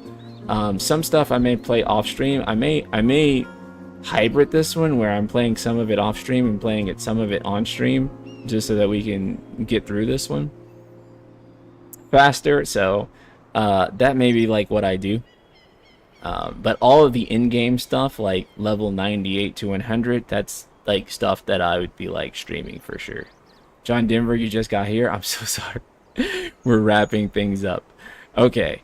I will see you guys all next time. Thank you so much for my Dawntrail stream, and you'll hear more about my thoughts on